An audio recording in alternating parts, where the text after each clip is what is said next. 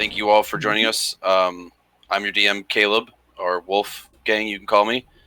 I'm one of the DMs of Round Stump, which is a gaming group and a D&D group that we all get together and just D&D. That's what it is. A bunch of DMs and players who support one another, and we just nerd it out all the time, 24/7. So if you're ever interested, come on over. You're more than welcome. We've got two great streamers, fantastic streamers, I should say, Retsu and Carnes. They'll give their introductions in a moment here. But for now, we'll actually start off with Carnes at the top of the list here. Carnes, take it away. I am Carnes in our Discord for the Round Stump. I am actually Lord Kirov everywhere else, including on Twitch. I stream along with Kuuretsu, but really I'm just doing the archive for this, so, stay on our stream for this. That's where we're going to have the community, and then this is just for those who want to go back later and actually find stuff. I do keep the archive, like the later episodes, on YouTube, so once Twitch deletes stuff, if you were like, oh, what happened then, you can kind of go back to at least where I joined in the group, which was relatively recent comparatively.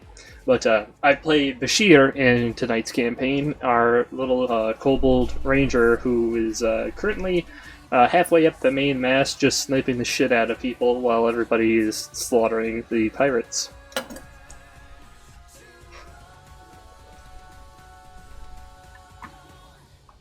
Yeah. All right, awesome. Thank you very much, Carnes, aka Lord Kirov. Don't forget to subscribe to his channel. Much appreciated, everybody. Rubik, you're next, good sir. I am Rubik, the dwarf paladin barbarian extraordinaire. Also does magic, because he's the best.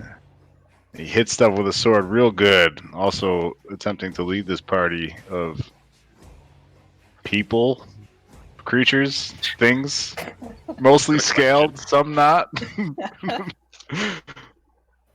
And we kill stuff good. Also, we're learning about sarcasm and that red boats, they go faster. It's proven. That's why the insurance is more. Exactly. Right, makes a lot of sense. Thank you for that, Rubik. Those are some very helpful tips. Sir Jay. Hi guys, I'm Sir Jay. I play Scritch, the Goblin Cleric, devoted follower of Skirt Skirt, and apparently everybody's been painting my ship red. That's it. Thank you for that. That was very sweet and right to the point. Captain Scritch, everybody. Next up we have Kuuretsu. Many of us know and admire. Take it away, Retsu. I don't think any of you admire me, but... Yes, hey, everybody admire. Everybody just stare and admire. You can feel the stares. Thank you for the resub, Caleb. I don't know while what you're talking other about. people are talking. I can't say anything while other people are talking, so thank you for the resub. I don't know what you're talking about. I'm Kuuretsu. I stream this on Sundays, but I also stream a bunch of other stuff. But I play Rask, the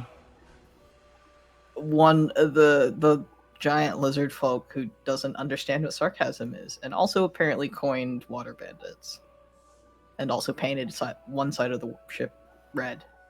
Very already. good painter. One-day painter. Yeah, very fast. Very efficient. Incredibly efficient. No drop of blood is wasted. I mean, paint. No drop of pigment is wasted. And yeah. Also, he's only big for one more turn. Yeah, that's true. Oh, that reminds me, the one dude thank you is... for that, Kuuretsu, aka Rask. Next up we have Phoenix Aries. Hi, I play Jack. He's a big metal guy, and he's recently learned spells. So that's fun. I drown people now, apparently, and that's about it. You drown people and punch sharks. Yeah, and I throw people overboard after telling them that I'm going to help them. You're helping them. You freed them from the railing. Yeah. You helped them into the water. Yeah, that guy had a real bad trust fall because he really trusted you for a good chunk of time. He smelled awful and he just needed to take a bath, so I just helped him. You're helping them eat Skirt Skirt. Yep. Also devoted follower of Skirt Skirt.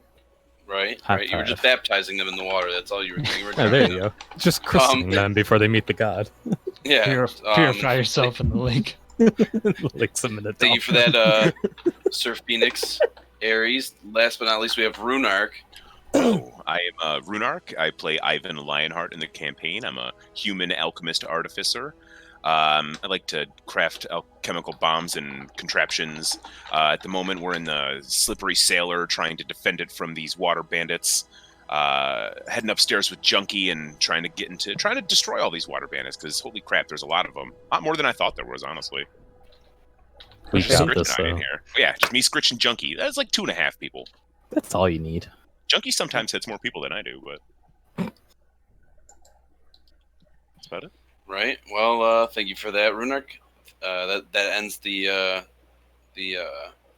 look over of all the players and characters that we have here today. What I would like is actually everybody to roll an initiative, and then we're going to do a recap. All right, Carnes, take it away. Yep.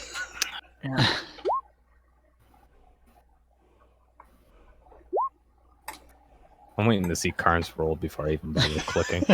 Yeah. Like, why waste the time? Alright. I mean, his is only one higher than mine is. Yeah, I'm not even He gonna just bother. rolls so much better than I do. It's honestly the luck of the roll too. He rolls really No, high. I don't get it. I roll I was just super high for point out initiative last every he rolled time. higher than it would have been possible for me to roll. Yeah. Right. I got a Yeah. 23, and I'm just like, even on a nat 20, I get a 22. Yeah, I would have needed a net 20 to beat him. Rubik, do you want to? Oh, there's Rubik. There he is. There's Solid. Rubik. Yeah, That- welcome to the solid. South Club. Five. I'm just gonna have. Alright. I'd like Runark to roll for me this whole session again. I get a third of experience for the evening, though. Oh, is that how that works? Yeah. The Last time was like it was like a taste. It was a free trial. You liked it. Now you want more. It's gonna cost you. Well, That's how I hook you. if I put in my credit card, or what if I use a different email account? Can I That's get another something we free can do trial? off stream. You'd have to use a new character. I mean, I'll take money to roll for people with my stats. Aaron, why did you make that clip? I do not understand. Because I wanted to. I thought it was my attempt to embarrass you. Also, your hair is super long, so It is very long now, yes. Thank you for that, Rubik. yep. Yep. Just a big smile. All right. So, Bashir, take it away. Get that initiative. Alright. So last time was yet another round of a lot of combat. So there wasn't much RP to go through. The notable things that I can remember from the top of my head is Rask wrecking shit and just moving on. Rubik getting surrounded and deciding to just yell, "Bring it on!" At which point, I think the last thing that happened in that area was Rask killing like 2/3 of the people around Rubik. Bashir ran to about halfway up the mast and out onto one of the outrigging posts, where he shot a bunch more people with arrows. Specifically, I think this guy down here that I'm on right now, I hit him with a poison arrow. I remember the last round, and I think he's poisoned for 6 rounds, if I'm not mistaken, based off of the rolls we got. So I couldn't remember if we had that down. Ivan and Scritch. Scritch told Ivan to go upstairs and that he's got the lower floor, and then proceeded to jump on the next guy, and I assumed just continually stab and bite his throat or something, like, and just go nuts on people. Whereas Ivan was found himself up the stairs with I think like 3 or 4 different pirates who were goading him on, and he's just trying to get them to stop because he doesn't think they're a threat at all. Yeah, we've just been absolutely wrecking these people. From what I can understand, the fact that we've been killing them so easily has stirred on the rest of the town to help rebel against them from taking over the town itself, and we heard bells indicating that town center was retaken by the townsfolk, that the warden's tower was retaken, so it's going our way across the whole battlefield, as it would seem. Jack did get out of the water, and proceeded to just throw one dude who had been pinned against the wall by one of Bashir's arrows overboard into the nice sharks waiting below to help him get back to shore, where they'll nurse him back to health. Psych. Yeah. But it's just a lot of combat, so there's not really much else that I can think of. If anybody else has anything that I missed, go ahead.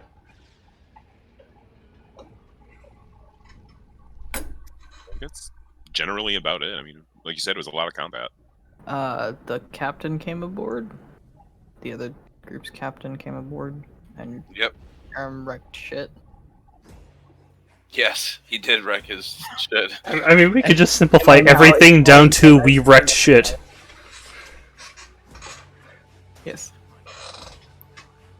We are also still the Alright. good guys, yes. So thank you for that, Bashir. So we will actually start with the ship group. We will we'll actually leave off or start off with you guys. All of you roll initiative. Bashir, you're actually going to go first in combat, though, since you did roll first overall for initiative. So I'll let you do that. 15. Plus, it gives everybody else a chance to feel good about their initiative rolls. 13. Yeah, pity rolls. Oh yeah. We all got above 10. Look, I Amazing. get absurd dex rolls, but got everything 8. else is shit. 11. Yeah.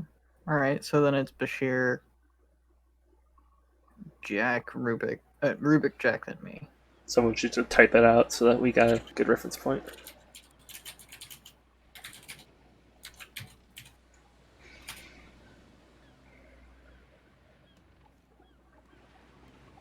I don't know why.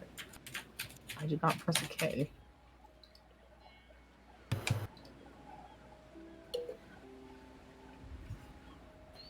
All right. So Bashir, it is your turn, and you are still up on the lower mast of the mid mast of the ship. I need to figure out the name for the specific little bit that I'm visualizing that I'm on, but I'll figure that out at a later date. Yeah. I have a quick question, and this is something that I've never actually thought of myself. Does poison, Yeah. when it says that it lasts for a certain amount of turns, does it proc on my turn or the person that I have shot's turn? Their turn. Their turn? Okay.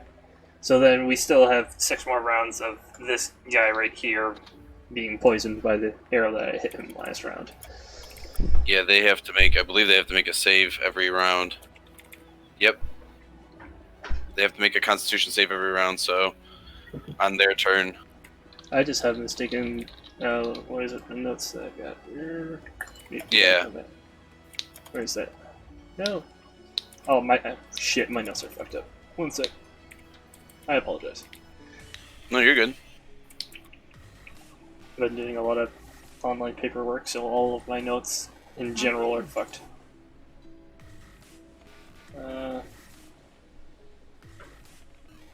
Hope you wore protection. No, I just, for the description I've got, is just 7 poison arrows, which do an additional 1d4 for 1d6 rounds. Those are those custom poison arrows that I made myself in Akron. Yep. Yeah, those are damaging arrows, so they would happen on their turn. They'd have to roll to see if the damage is dealt or not each turn. Okay. Oh, okay. That makes sense then. I'm not used to poison, so. There's a lot of different poisons. That's Yeah. the thing, and each poison is different in a sense that what it can do to the person. So they might vary from beginning, end, or middle of your turn, however it might suit the poison. But Right. Well, these pirates, all 3 of these guys right here are within 10 feet of each other. At least they're within 10 feet of a central point, so I can shoot at all 3 with volley. So that's what I'm going to do. I'll burn my action on shooting 1 arrow at all 3 of them. Let's go clockwise, starting with the guy on the far left of the boat. okay, far left. So, alright, so my page is up. Yeah. We're now on a boat. Should it be port, starboard, stern? I don't know the difference, so I'm not going to say it and get it wrong every time. Port's on the left, starboard's on the right. Yeah, Right. the longer word matches up. Yeah. So Right, it's but the 28 problem to is hit the that first guy. The ship is the front of the ship is where the lantern is, so it's on the right side of the ship. Yeah, you're looking at it from a different way. So don't get it confused, guys. I could put like the actual name on that No, side. it's okay. You guys. No, we'll just struggle. It's That okay. might Just help struggle. me. It's okay. Just everybody will enjoy it. That actually might help. Hit Bashir. Alright, so is this guy been injured yet? Yes, just slightly. Alright, even if it's like 1 hit point, then Colossus Slayer still procs on him. So that is the normal damage plus. Where it is. Okay, so it's just next to you.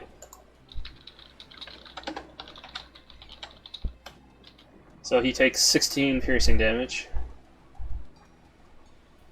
All right, you basically launch an arrow right through his throat. The arrow goes out the other side into the water, and he just flips over the edge.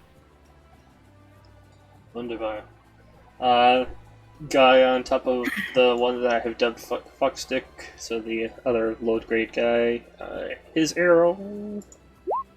The guy above him. Yeah. Yeah. So- Okay. That is a hit. So just normal damage on him. That's 13 piercing. He has also been damaged before. You He- launch I an arrow don't- I right don't in the think back of Colossus his Slayer, skull, and you kill him as well. Colossus Slayer's always He a person. reaches out to his superior, and he kind of grabs the back of his coat as he drags down and just falls to the ground. Yeah, Colossus Slayer is just like only the first person that I hit. It's not like every time. But the last one is the only guy in range, Mr. Fuckstick. Ooh, it's bad. Roll 16. He's going to deflect the arrow with his sword and kind of stare at you and says, I'm not going to be killed by a small reptile. And Balthazar's going to laugh and he says, my friend, trust me, one reptile or not, we'll both kill you. Bashir's just going to look down at him with a draconic grin on his face. Perhaps I will not be the one to follow you, but you are now surrounded with no allies. And Godfrey, the paladin over here, is going to turn around very slowly and stare at him. Have you prayed today? And the Buccaneer kind of gulps it as Godfrey says this to him, and he's just going to turn and look at Tink, who seems to be the weakest link, and he looks like he's going to get ready to swing at her and try to get past her. But after Bashir's turn, it is going to be, let's see, in the next lineup we have Rubik. Yes. Rubik, Rubik, you're still surrounded Rubik is not surrounded. by dead bodies Yeah, and one dead living bodies. person. And Rask. Rask is on your one side as well. Oh, Rask. It's just what's going on to the stern side. The I'll point if I can find the pointer. Yeah, here. the woman captain and the other one. Yeah. You see Vree is squaring off with them, and they're both bloody. It looks like Vree's about to finish them off. Well, how's this guy looking? He looks pretty messed up. He's bloodied for sure, but he's still holding a weapon and trying to fight one of you. He wants to die with honor, so he's trying to. Oh yeah, this is the guy Trying that to wanted to get die one with of you. honor. Yep, he's the Is he pirate bloody? captain that said he wishes to die with honor. Yeah, he's bleeding profusely. Okay, well, He does not look good. Pirates have no honor, so they're stealing from people. So I'm gonna roll for. I'm gonna roll for a grapple. Okay. Throw him over the edge.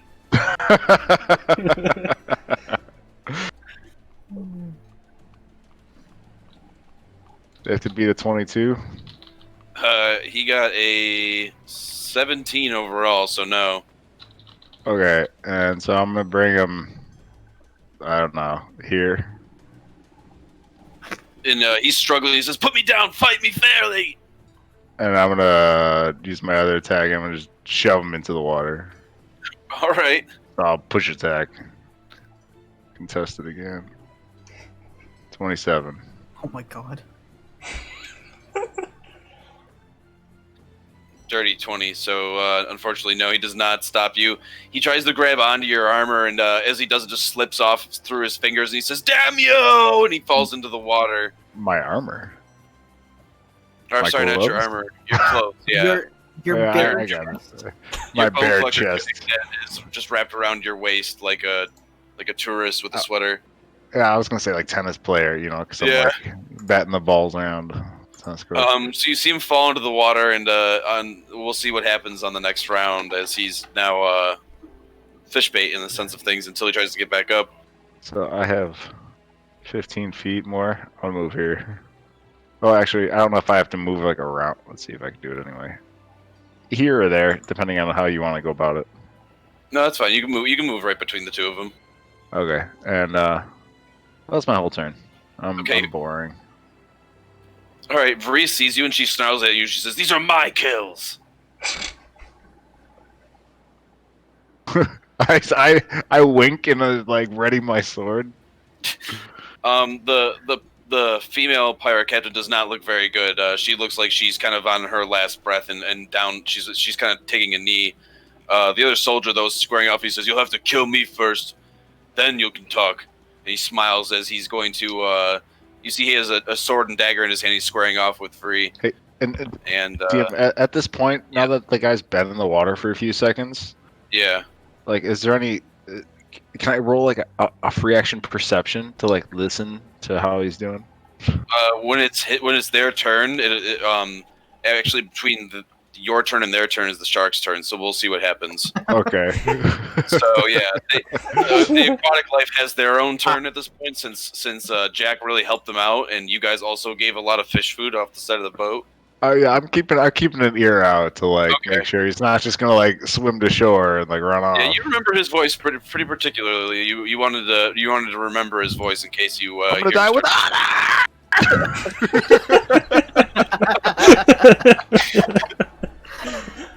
We're the good Don't guys. feel bad for the guy whatsoever. Anyways, after Rubik's turn is done, it's going to be Jack attack. Jack, what are you up to? It looks like you're still squaring off with that Buccaneer with the Highlander. Yep. I'm gonna swing to attack him. All right.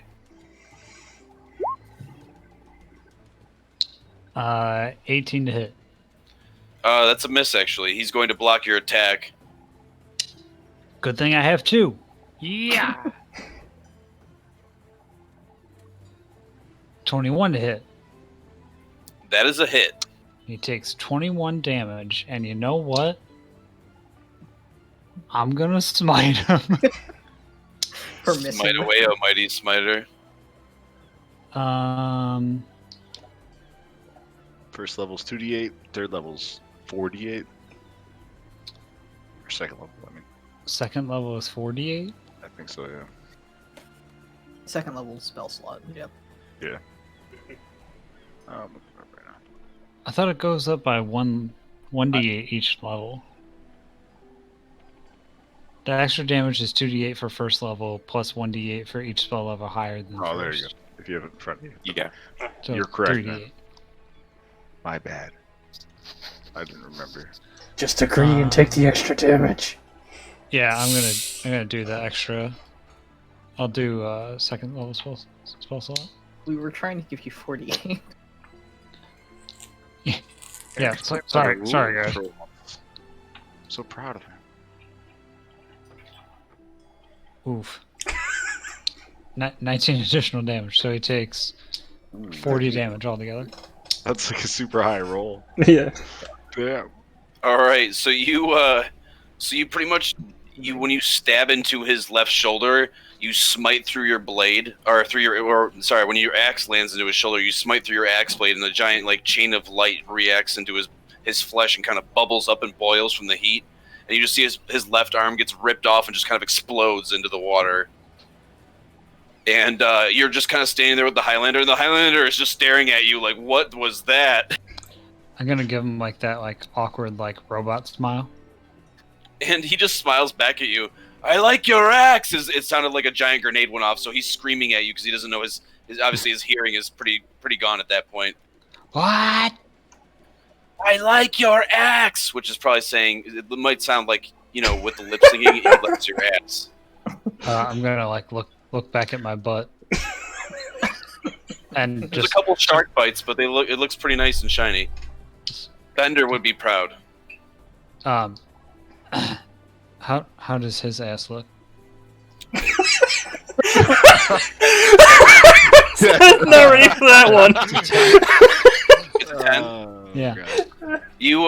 You notice that unfortunately he has a very large bear skin that covers over his back, and it's kind of like a giant trench coat in the sense that he's wearing it. So it's kind of covered up. But from what you could tell, he has some sort of nice lump underneath that coat. I like your bare ass.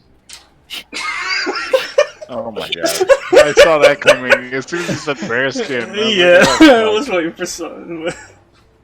Amazing. Is that guy dead, by the way? My sword is not made of brass, but thank you. As the Highlander shouts to you and looks at the Buccaneer, and the Buccaneer is also just he's looking at his arm that's severed, and he's just in shock as his jaws dropped, and he looks like a little kid that drops his ice cream. Oh no, that's sad. So at the it is I'm assuming the end of your turn unless you wish to use any movement, Jack. What is this like right next to me? It's just it's a big grate system that leads down to a supply room. You can walk on it. Like safely or? Yeah, you can walk on it safely. Okay. It looks like that's what it's made for in the sense when that's laid back down, it looks like you could walk on it if you need to. If I get behind him, is that gonna provoke an attack of opportunity? No, because you're not leaving you're not leaving his combat, and you're actually gaining advantage with him and the Highlander on opposite sides. Okay, then yeah, I'll do that. All right, so you move right over there. You scoot and boogie right over there, and the Buccaneer, he's kind of trapped, so he doesn't really have much of a choice, and he just kind of squares off with both of you, a dagger at one side and a sword at the other. Or I'll grab your actually, arm. no sword. His arm is blown off. So just one dagger, and he's just kind of standing there sweating very profusely as he's losing lots of blood. I can't die like this. As he's just kind of talking to himself, and the Highlander looks down at him. He says, "Unfortunately, you're at an end."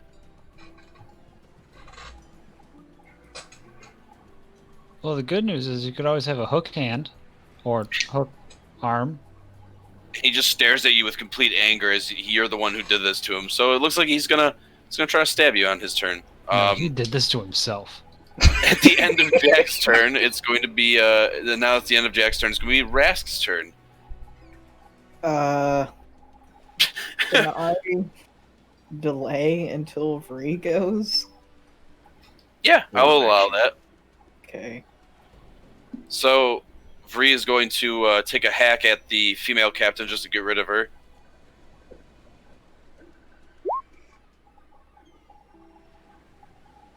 That's a hit. Right. Yeah, but that one dice bounced on the other. I saw that. That was weird. Yeah. I've never seen that before.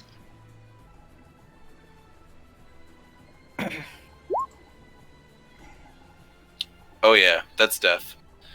So she pretty much cuts the woman completely in half. The only thing keeping her together is her spine, literally keeping her together. And as Vree cuts her open, and all of her guts and organs spill, and you actually see her fall down the stairwell here as she breaks through the railing and falls down there. And Vree flinches as she breaks through the railing and kind of thinks of Scritch, who's going to have to see that giant hole in his railing. A nice fancy railing, by the way.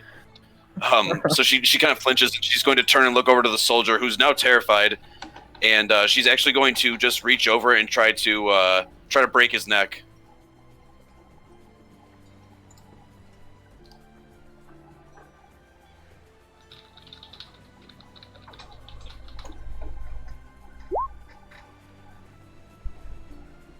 Yep.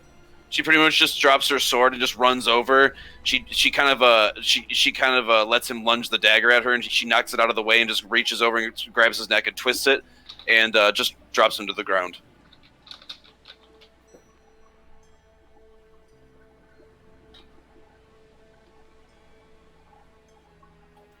As she does that, she's going to calm down and just kind of look over at you, Rubik, and bow her head to you.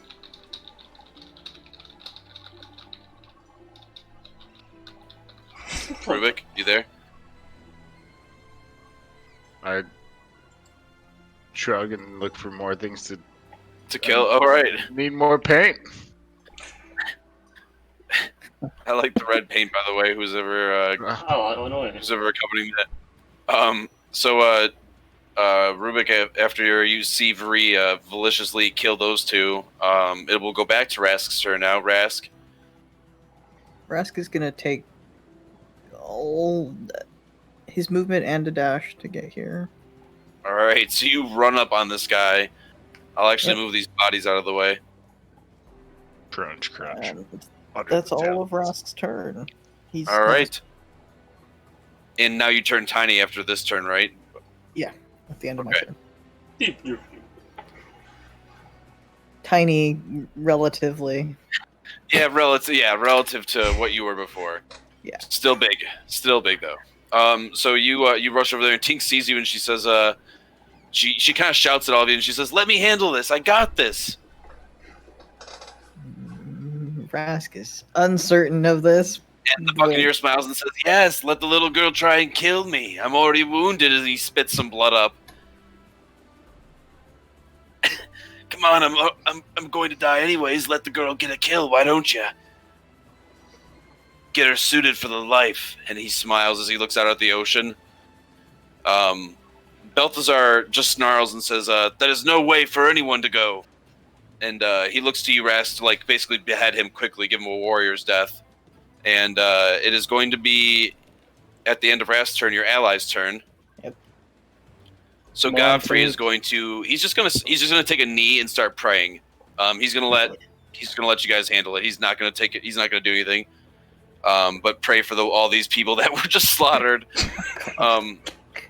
Tink is going to. It's be Tink's turn. She's going to wind up and try to attack this guy. It's a hit. Hell yeah. That's what you get when Bashir trains you. With really good damage. Oh wow, yeah. And then with a D6 as well. Okay, so she's going to break this Buccaneer's knee, and he's going to drop to the ground in pain.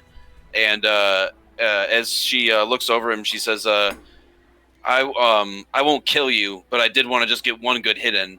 She smiles at him, and he kind of looks at her and says, "You're weak then. You don't have what it takes to come out to the sea. You're going to die first," as he screams at her. "Ah, my knee! That stupid bitch!" And he's just gonna kind of try to set his knee back in place as he's crawling back to try to reach over for his dagger, and it's going to be Balthazar's turn. And he's just going to firebolt him on the ground.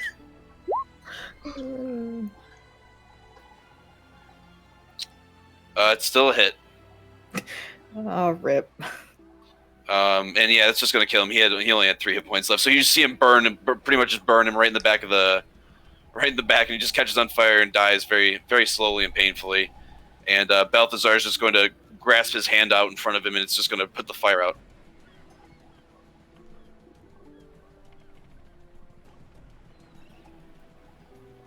Elwyn is going to look over and see that the Highlander and Jack are kind of squaring off with this guy, so he's going to let him be. He does notch an arrow, though, and look over at the orc, and he hesitates as well, since he knows what orcs are very capable of if you do try to take their kills. So he's just going to keep an eye on the situation. He looks over to you, though, Rask, and he's going to say in very broken common, "Where are others?" Below.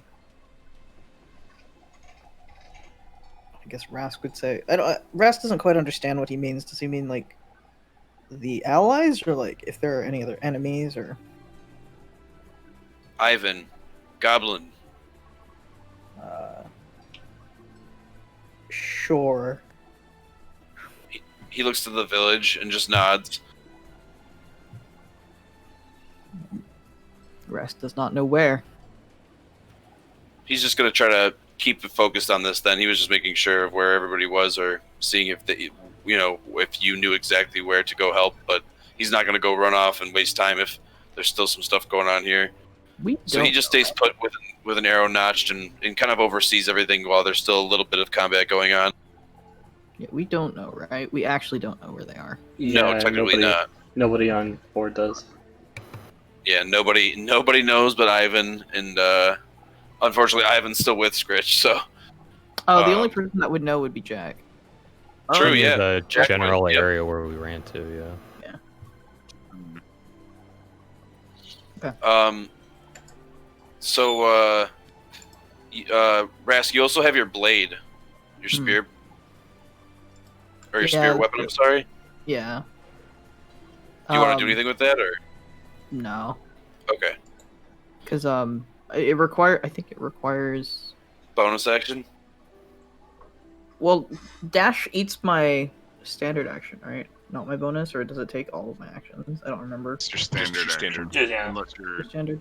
have something that lets you use this bonus action. Like a spell or your Yeah, sure. Then I guess Rask will move the thing and attack him then. All right. Buccaneer.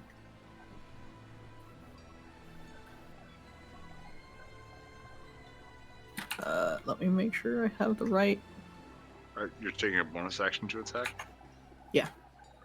Is there a prerequisite you have to take the attack action first?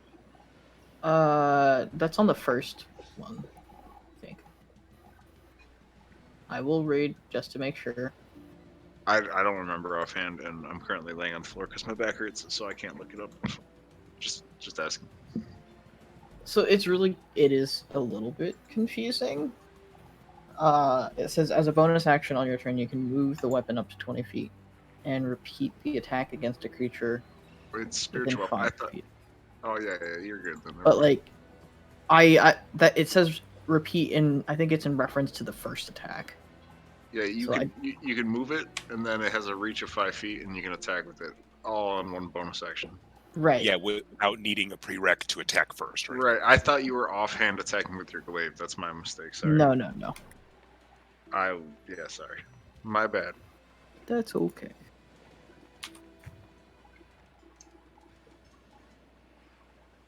It's a 16 to hit. It's a miss. He blocks this spiritual hammer that swings down on him, and he just kind of looks around. What the hell's going on this ship? Does he just see like Rask pointing at him with? Yeah. Yep. It's just like, I just kind of imagine like when you use the spiritual weapon, either you guide it by pointing with your weapon, or like you're like conducting. Yeah. But yeah, that's it. My turn then. All right. So you take a swing and miss still, but still keeping him cornered. After all of your allies turn, the orc down here he's gonna try to crush this guy's skull.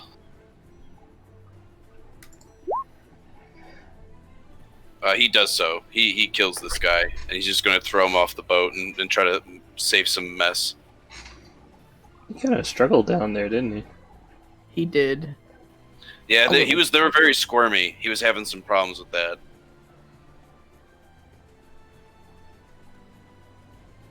And then he is just going to lean over the ship and just see if anybody else is coming or if anybody else is climbing up. You just kind of hear him shouting. He says, "Is anybody else down there? Come on up." And it is now going to be the sharks' turns and other aquatic life. How much damage does the minnow bite do? All right. No. So Rubik, you eventually hear the captain start screaming in agony and pain, and he says, "You cowards! There's no one!" And you just hear him just get taken under. It is now quiet since there's only one person left, and it is the Buccaneer that is surrounded by Jack and the Highlander. I'm just gonna say just because we're the good guys doesn't mean we're not spiteful. No, spiteful. They're pirates. They came here to kill us. I didn't go to their town and track them down and try to take their shit. Spiteful meaning like they demand honor and death, an honorable death, and we just say no, basically. This isn't One Piece. They're I get what you mean. pirates. They're pirates. they're just thieves. I like how They're you said just this is water One Piece. That bandits. was great. So yeah, there's only one person left that is the Buccaneer, so it is going to be their turn, the enemy's turn, and he's going to try to take a swing at Jack. The confidence. Yeah. Dude, give up. Oh, 24. Yeah, that's a hit. Okay.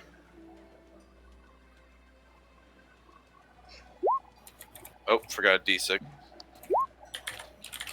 So that's going to be 10 plus 3, so 13 piercing damage. Okay. He stabs into the middle of between your elbow and gets into actually your joint, and you see that he actually cuts out some of the wood and other lighter aluminum metal that you're made of. He kind of rips it out of your arm. He says, "What the hell? What are you made of? Are you even human?"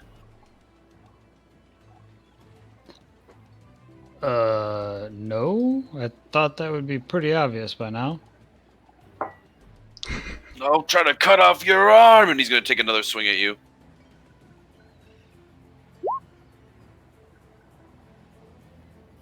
No, that's going to be a 17. Nah, Navi, nah. You just kind of catch his arm before the dagger goes in towards the top of your shoulder, and you just stop him and just let go of him like a child, and he just steps back and he says, "Take me seriously, fight me."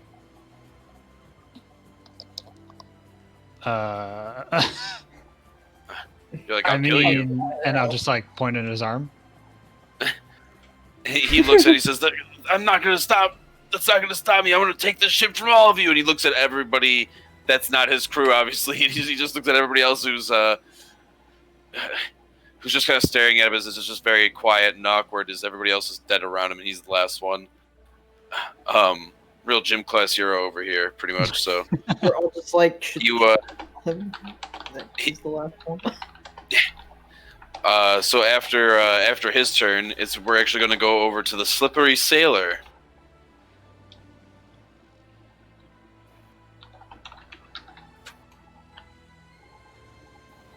Catch up with what Ivan and Scritch are doing over here. Both of you roll me an initiative check and see what's going on.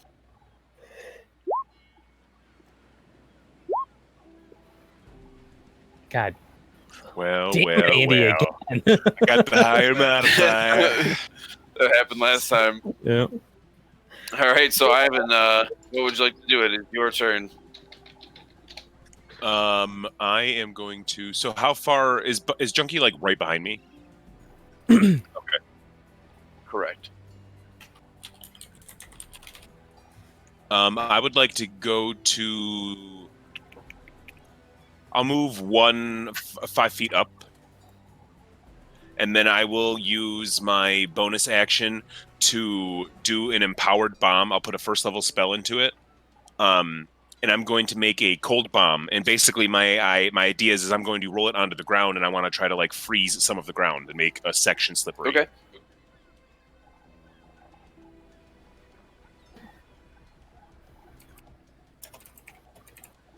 This is going to be incorrect because I have to. It's incorrect damage, but it can still be used for an attack, I guess. 16 for an attack, but Okay. Yep. Roll for damage.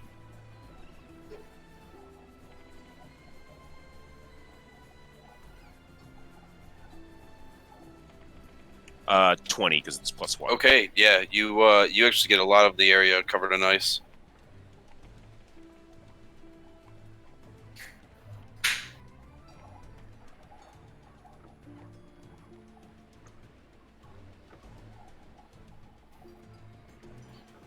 Actually, the stairs in front of you and 10 feet back from the first from the beginning of the landing back 5 feet more. So you get about 30 feet overall, actually, in total of covered in ice. Would that proc him to make a save Yep. at some point? Yes, on his turn, yeah. And I will. At the moment, he's just standing there very awkwardly as he's slowly starting to. His feet are spreading apart, so he's about to do a split pretty soon if he doesn't do something. I'm just going to give him a smile and say, "You don't have much time." What did you just do? Oh, it's simple science, my friend. And I will step 5 feet to the side and I will throw a psychic bomb at this one. Which one? The one behind him? Yeah, okay. .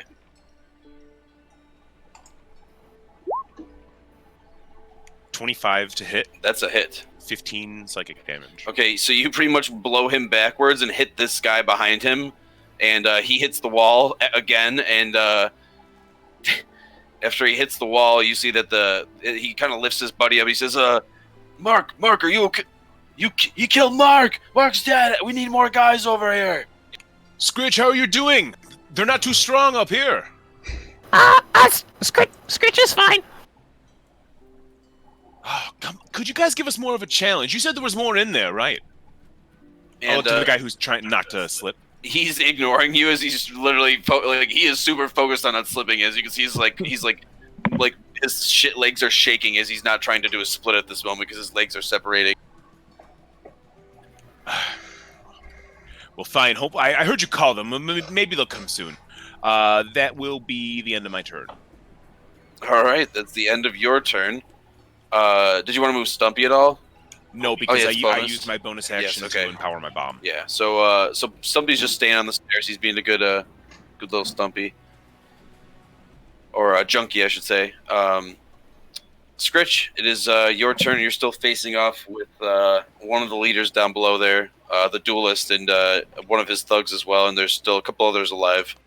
All right. Scritch is gonna try and take out this guy's knees. She's just gonna turn and just start swinging at him. Using the war pick. Yeah, man. All right. Motherfucker. 10 hits, right? No, unfortunately. Really close though. You almost meet and beat. I think. Yeah, that'll be it. Scritch ends his turn. All right. So you swing and miss, and you see that the guy steps back and he says, little goblin, it's time for you to die." He's going to raise his spiked club at you and get ready to swing on you again. And it will be the enemy's turn over here. This guy over here is he's going to cast Magic Missile on you, Scritch. Okay. He misses.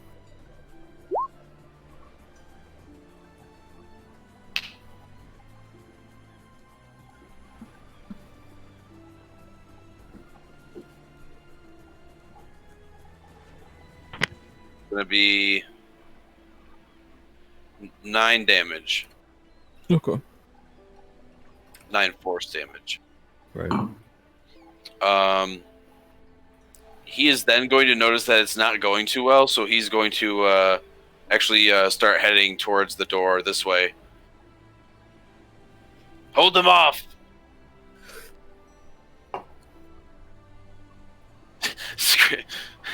Sorry, I was curious about something. Yeah. Yeah. You see that some of the other thugs are going to start surrounding you now. Alright.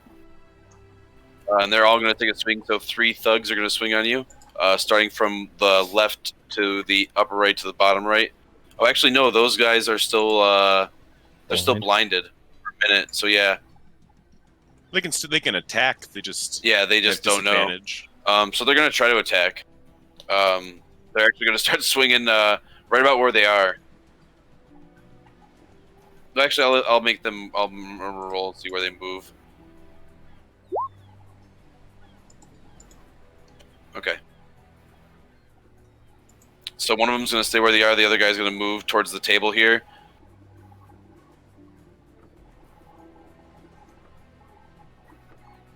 Oh no! Okay. So the patron right here gets clubbed in the back of the head and gets killed instantly. Patron! He had 10 health. He blindly swings and he says, "Did I kill the goblin? Did I kill him?" He had 10 health. Yeah. No. Damn it.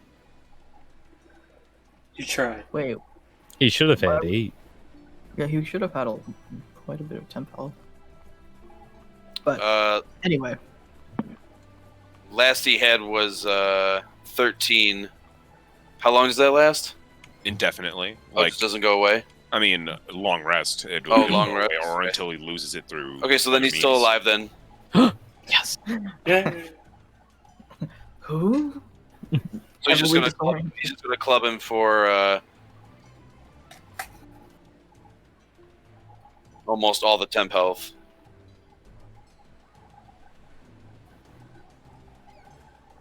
That's okay. The important thing about temp health is that he's still alive. Exactly. Right. The other guy just swings and hits the table. The other thug next to you, Scritch, I'm going to roll for him. Okay. Wow, okay. Both miss. I'm assuming he's going to get a 11. Mm-hmm. Yes. All right. The guy in front of you with advantage. Wow, double fours. I like that. He's going to use his second attack, which is just a single roll.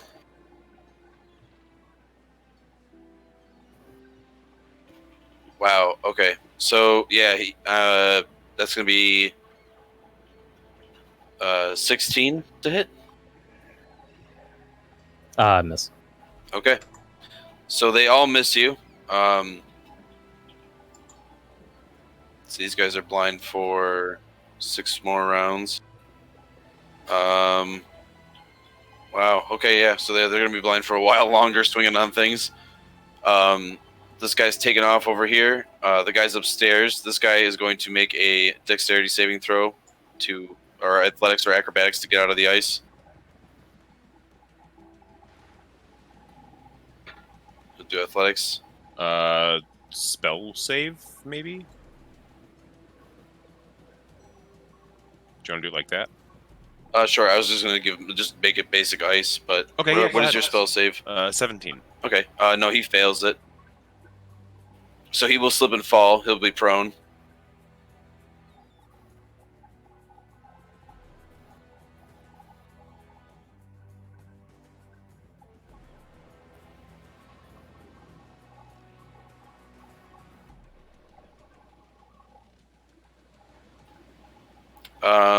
Nope, because he's actually going to drink a potion, and he's just going to sit there for a moment.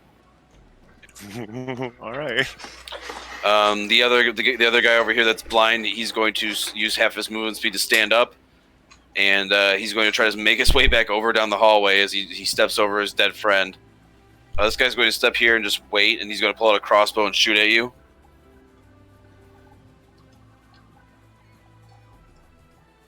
Oh my gosh, these 4s. That's going to be a 9. Miss. Okay. That will be the end of their turn. Actually, that'll be the end of these guys' turn. More of them are coming over the side, though, and you actually see that there's a woman being held by one of them with a knife held to her throat. And he shouts out and he says, listen, friend, you don't want her to die on your own blood. And he's going to put the knife closer to her throat, and she screams. She says, please help me. Whoa, whoa, whoa, friend. Whoa, just calm down.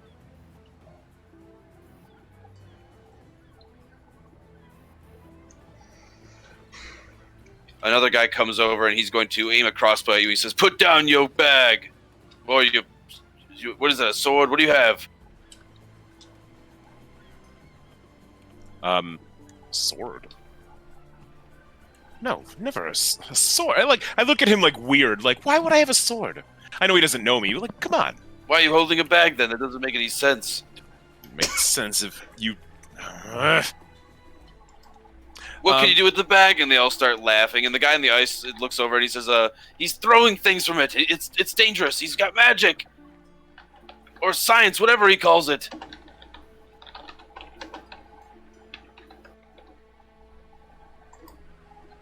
Sorry, I was looking through something.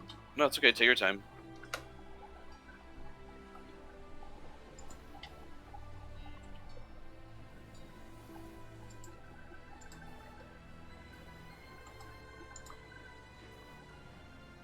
No, why are you holding a bag? Instead of dropping your sword, he's basically asking him to drop his bag, but it's a confusing thing. I know, I should be like, why aren't you holding a bag? Yeah, that's what I meant.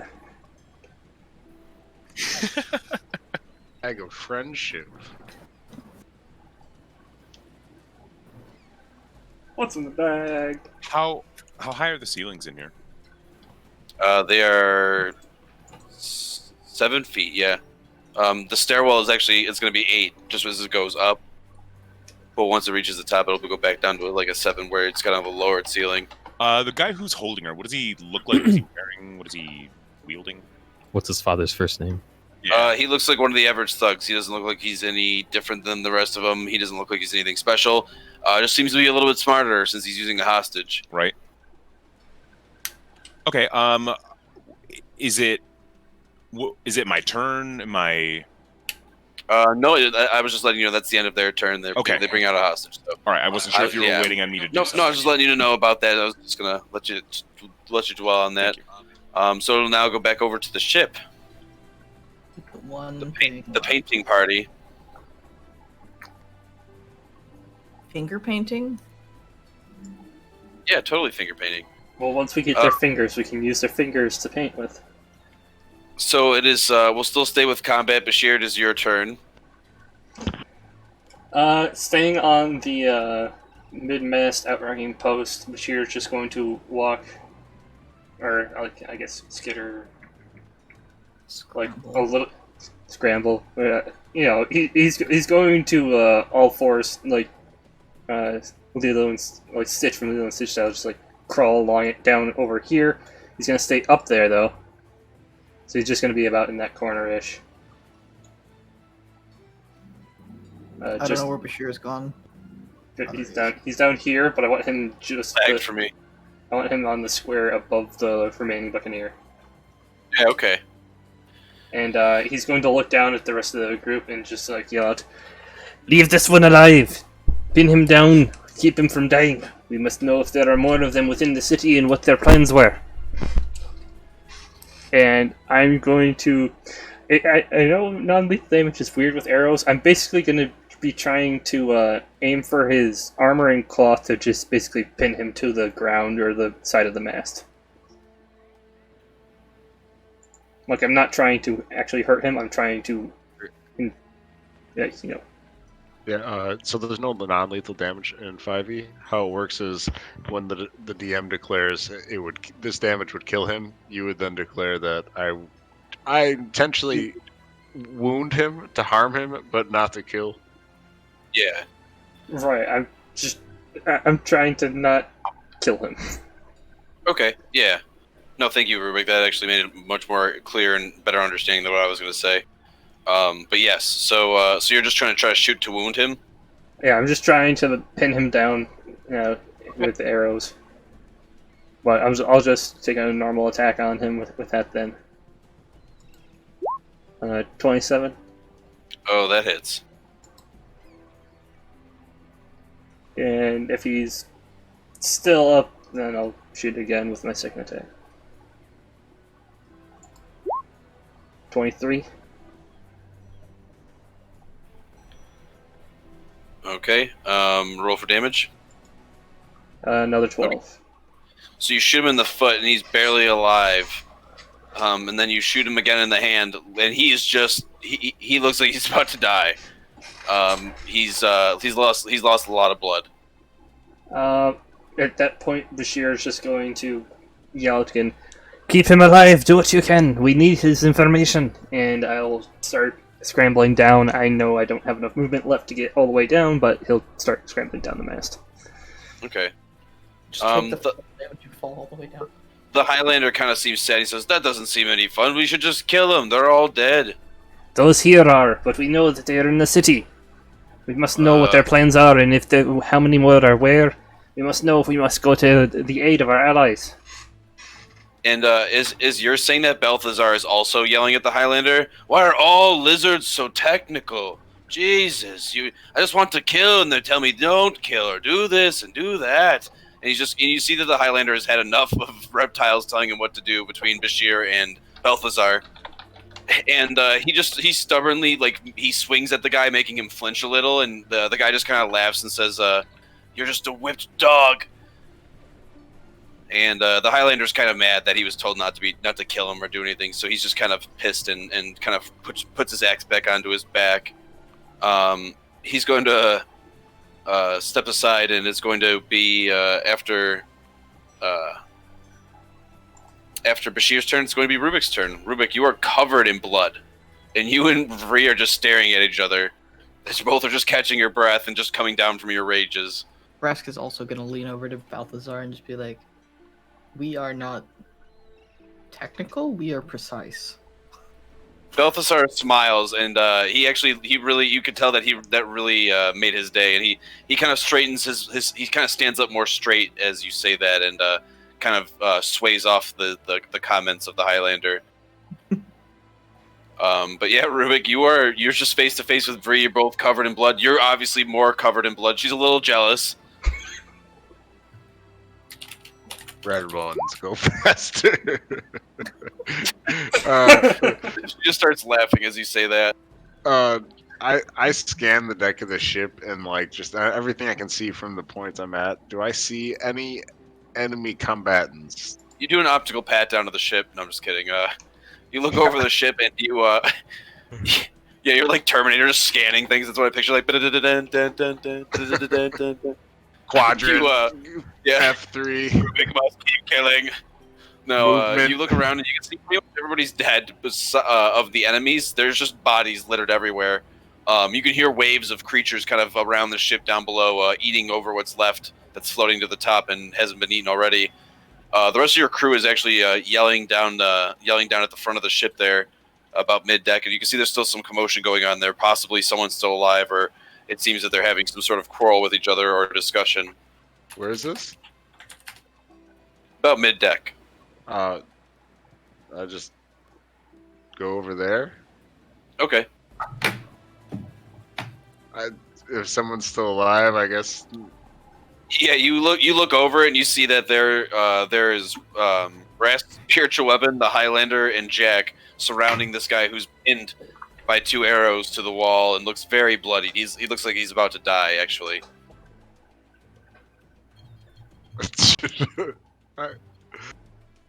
Hey there.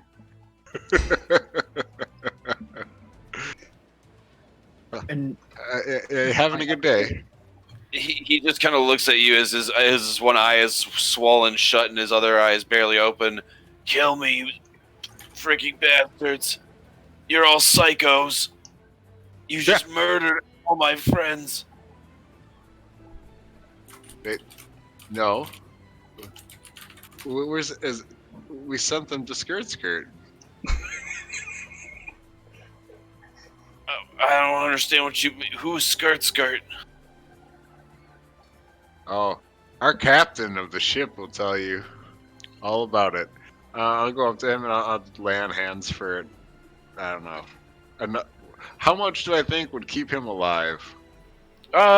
He's gonna need quite a bit. He's on his second death saving throw. Okay. Well, I mean, I'll give him 2 hit points. So Okay. he's in the positive. All right. You lay on hands and you keep him alive, and he kind of and you can see he's in more pain now that he's not dying, and he looks at his hand and he's just kind of it hurts. He looks over at you. Please take this out of my hand and take the other one out of my foot, please. I stomp on his foot. And he screams in pain. He's fine. Now he's dead. Oh, jeez. he's fine. Bleeds out. It's totally fine as you step Dies out from shock. Healing him too. Yeah, you step out. I'm just kind of causing some very discomfort to him as he's already in a lot of pain. Rubik, is it going to end your turn? Yeah, I'm just gonna watch. Get everyone to stop. Rubik kills him anyways. Just He even laid on hands. It was so weird. I don't understand. So Rubik's just standing his ground, facing off with the last of these water bandits, as Rask has dubbed them, and it is now going to be Jack's turn. Jack, you are still holding your axe covered in blood, and after ripping off his arm, or exploding his arm off of his body, I should say, you're still facing off with him, and he's been brought back to the brink of life. He's just still not doing too well, though. The brink of life. I would say I'd put manacles on him, but that's not really gonna work. Just chop off his hands. It's fine. and then manacle his legs together. Yeah. I don't know. Is there can I do? You can just Can punch I the guy out. just knock him out basically? Yeah, you can do attempt to knock him out. Okay, that would just be like. Would I use an attack roll with my weapon or just like a unarmed attack? However you want to knock him out. I mean, it would make sense to use my great axe because I get the higher bonus, but yeah, I'm just gonna take my great axe and turn it sideways and just bash him in the back of the head. All right. Bash him in the side. However he's. Roll for a regular attack.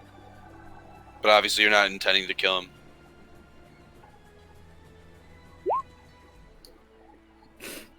Wah. 12. You get advantage, by the way. Yeah, Oh. you do get advantage.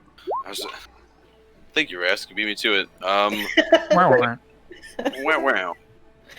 So you do knock I got him a out. 12 and a 12. You do knock him out. You knock him out so hard, actually, that when he leans backwards, the arrow rips between his fingers, like the two fingers that are been pinned through, and kind of flies right off, or it kind of falls off of the mast that he was stuck to. So his hand now has a giant split in between his fingers from tearing it through the arrow there that Bashir shot into it. So it's a little rough looking. It's not a pretty sight. Okay. I'll use lay on hands to basically I'm gonna try to stop the bleeding from his arm and Okay.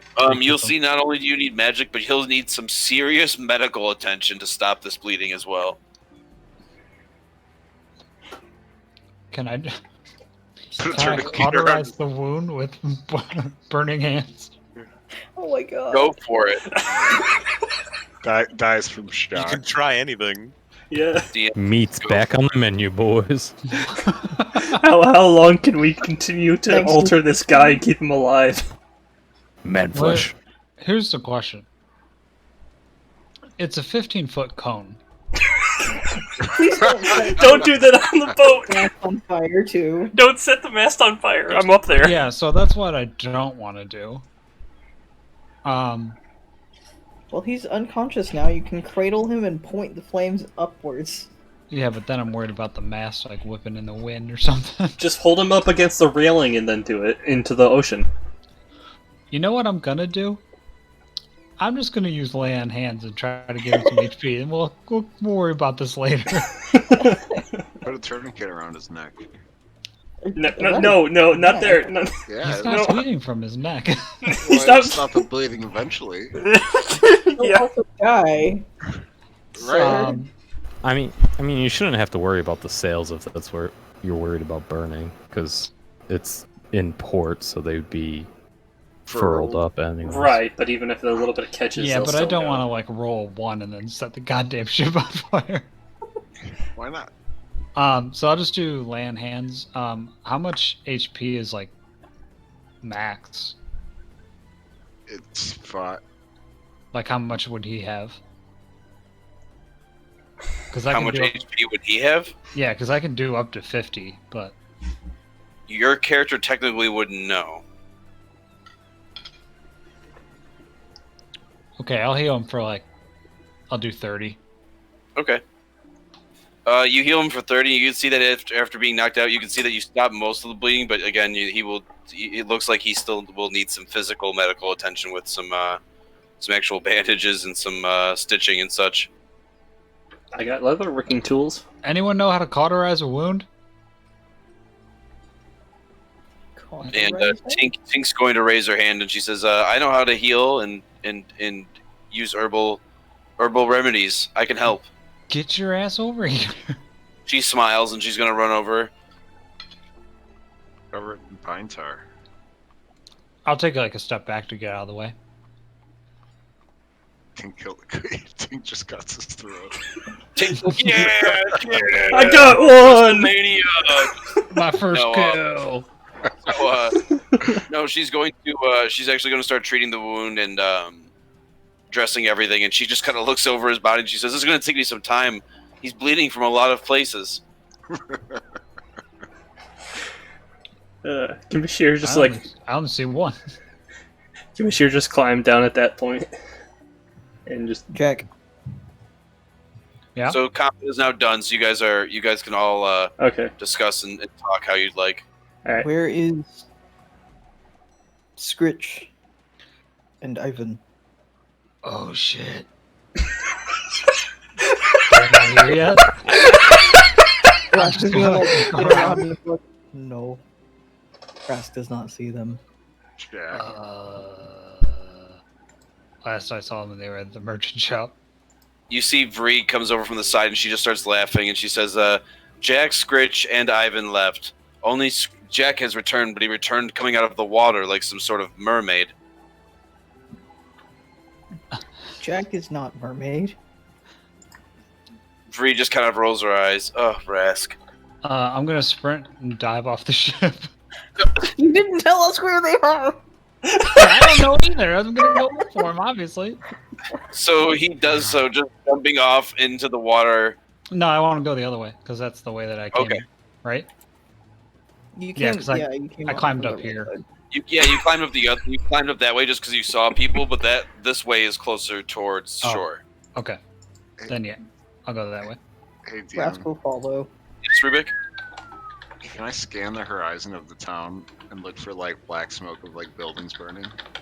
Yes. You just assume we set buildings on fire? Oh, what? No, messed up. you're not here. You're not here. You're not here. You can't say anything, Ivan.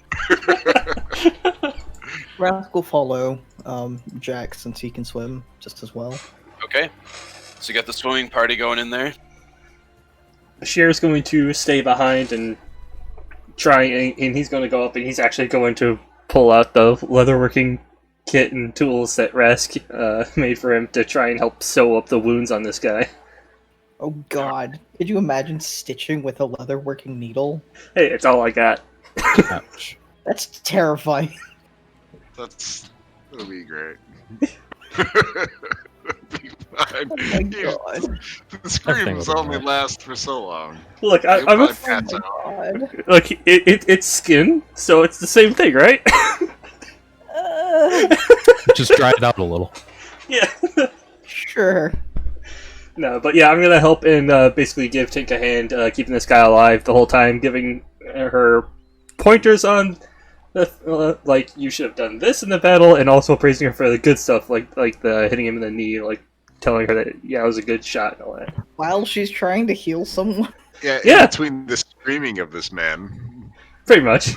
getting punctured with a fucking. He's pretty knocked out, and he's healed, but he's close to death still because of how much blood he's lost. So he's out for now, but he's not doing too well. Yeah. So I'll sit behind and help with that. And once we get him figured out, then Bashir will start helping clean up. I guess I don't know. Depends on what other people do. How long Alright. it takes to heal him up. Do we just hear Bashir muttering about how he wished they attacked before the storm, so the storm could have washed off most of the blood? Yeah, you can hear him muttering something of the sorts before you jump off into the water. So you guys are taking off. You guys are still Rubik and Bashir. You're staying on the deck with the rest of your allies, who are actually they're picking through the bodies of any supplies that they can find, and then keeping anything, and then getting rid of the bodies off the side. Yeah, smoke, yay or nay? What did you get on your perception check for me? Oh, I didn't. You never If you don't mind rolling for that for me, will roll a perception check. So I will let you know what you see. Bashir will bark at anybody who tries to move one of the guys that he killed. He's very territorial about keeping stuff from the people he kills, and he specifically asked them not to put the bodies over the water, just to pile them up for him. The Highlander looks at the bodies of the arrows. He says, "Well, if you don't want anyone touching them, pick them up yourself." And he's just gonna kind of nod your head at you. Don't kill them. Don't do this. Don't do that. All you reptiles are the same. And he's just gonna start picking through the other bodies. And Balthazar just kind of laughs. as he's doing that, you're roll me a medicine check on taking care of this guy, trying to stitch up some of the bigger wounds, Bashir. Medicine. It's not bad. Could be worse. Oh, good roll. 19. You're actually stitching up his giant giant gaping wounds and his arm being cut off from or blown off from the shoulder, and you're doing a pretty good job. You can see that you're definitely going to be leaving some pretty big scars from the needle that you have. It's the thinnest one you have of your set, but it's definitely going to leave some little hole scars. But it's better than him bleeding out or causing any more pain down the line. So you keep stitching him up, and you actually see Tink smiling. She says, "Remember when we did that one project with my father?" And she's talking about fixing the suit of armor that you guys once got, and she's just kind of going into memories of what you guys had, and then she kind of goes into when Rast came back from a good hunt with her brother, and she's just kind of reminiscing over old times as the Highlanders listening. And Rubik, you're still standing there. You want to do anything while they're fixing this guy up? Perception. So you don't see smoke. Really anymore. You see smoldering of little puffs here and there, but that's about it. Like chimneys. Okay, yeah, that's fine. I just don't see like billowing black smoke of like a building burning to the ground. You don't see anything burning. You don't see anything like bellowing. You actually can see the tip of the tower still flying the flag of the wardens. The rest of the town looks pretty safe. The only thing that you can see in commotion-wise is there are a bunch of people outside of the Slippery Sailor, citizens-wise, and it looks like there's some commotion going on there still. We're really not interested in doing anything right now. They're all dead.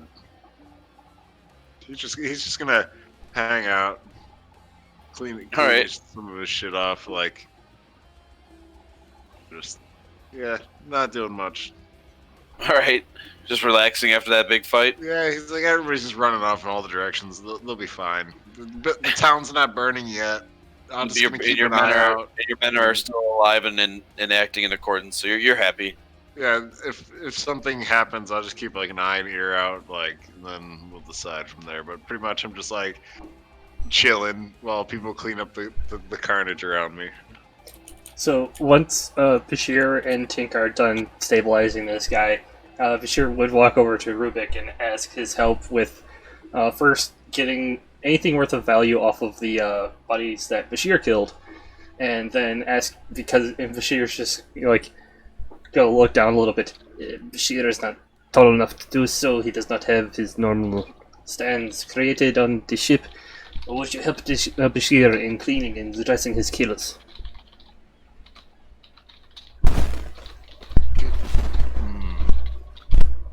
I don't want to be judgmental, but I'm just wondering, by cleaning and dressing his kills, do you mean seasoning?